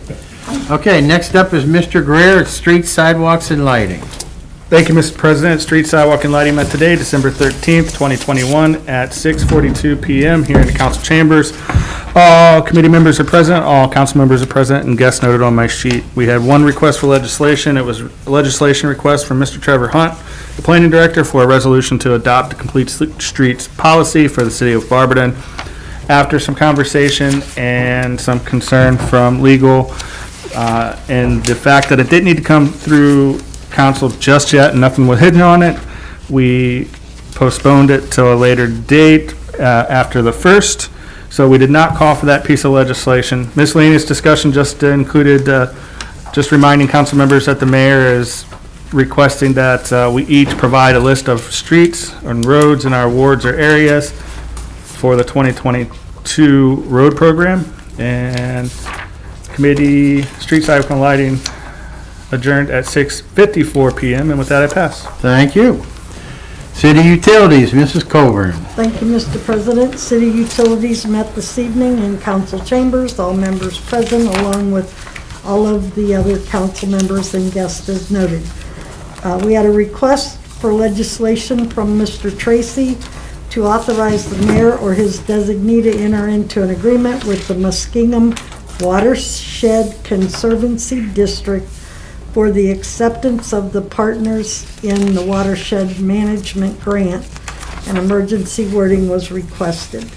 This was pulled out of committee, and we'll vote on that next week.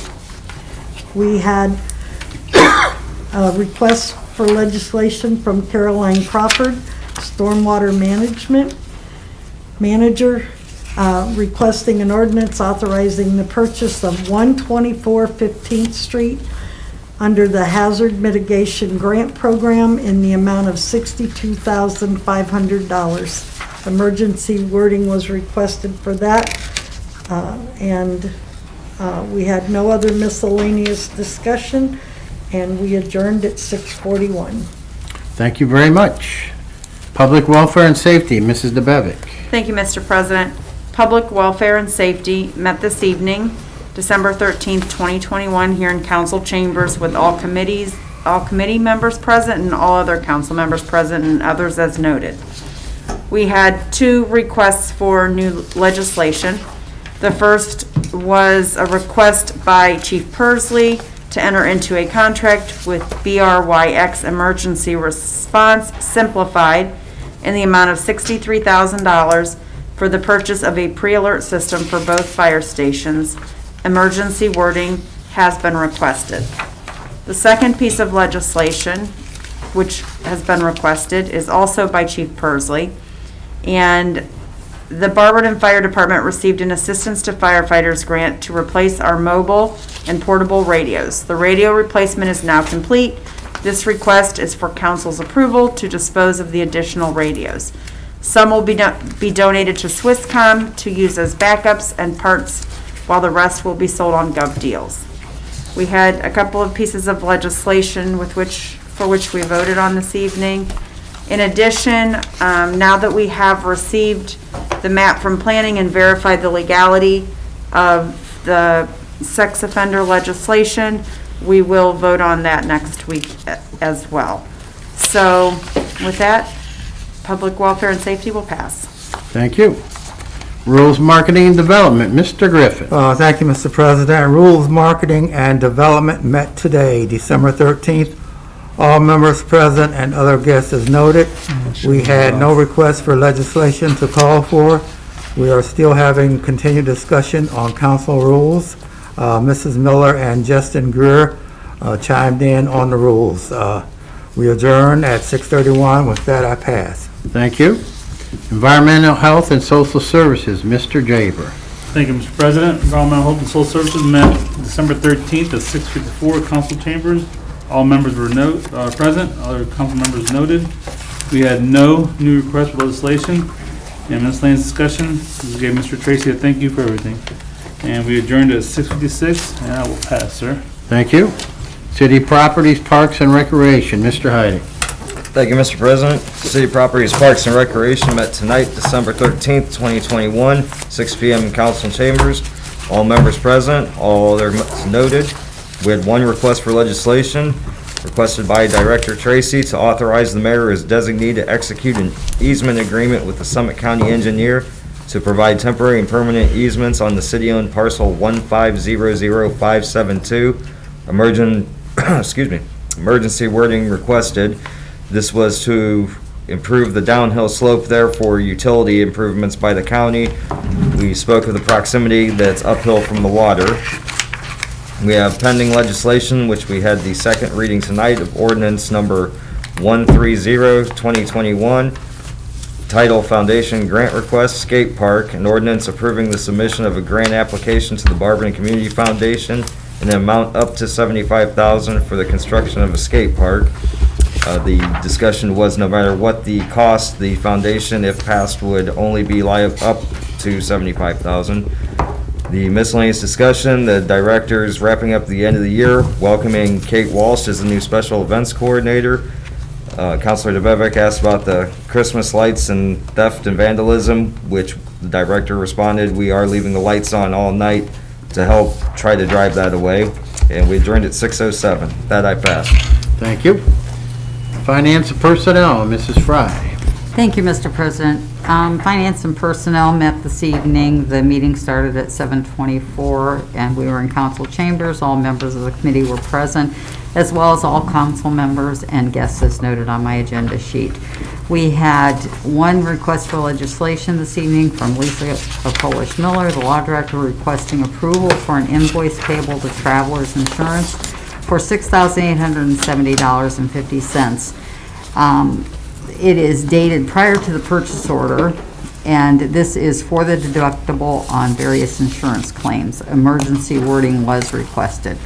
Mr. Flaker gave us the financial report for the month of November 2021. We had pending legislation on the agenda for this evening that was voted on. The first was the 2022 temporary budget. That passed. The second was the year-end appropriation amendments. That also passed. We had a piece of legislation on the agenda tonight, which was an appropriation for Cox Powell Buildings, and it was for an ordinance appropriating $500,000 from the unappropriated item of the general fund to the operation and maintenance budget of general fund miscellaneous and declaring an emergency. That was to go 2 readings, so tonight was the first reading, and we will vote on that next week, December 20th, during our legislative meeting. We also passed legislation for the 2022 Nixle contract in the amount of $5,491. We also passed the opioid settlement agreement with the distributors, and this was an ordinance authorizing the mayor to participate in the settlement agreement with multiple defendants in the opioid settlement and declaring an emergency. We had 2 appointments. Both of the appointments were to the Barberton Community Foundation Board of Directors. The first was Jim Boschlinger for a 3-year term commencing 1/1/2022 through 12/31/2024. The second board member that was appointed was Mrs. Deborah Schreiner, also to a 3-year term commencing 1/1/2022 through 12/31/2024. There was no miscellaneous discussion, and we adjourned at 7:32, and with that I pass. Thank you. Okay, anybody else have anything else to say tonight? I'd like to say something. Since those lights are on all night, it's really made some really beautiful sunrises with the lights and the sun, you know, the orange and everything. I did some really nice photos, but you know, out of something bad, something good came out of that. So let's look at the positive there. Okay, quite a meeting tonight. You know, it's the longest one I've had in a while. But it's also better than coming in on the 27th. That's the last thing you want to do. You know, you're still strung out from the holidays. So, all right, with that, nobody has anything. I call this meeting adjourned at 9 o'clock on the button.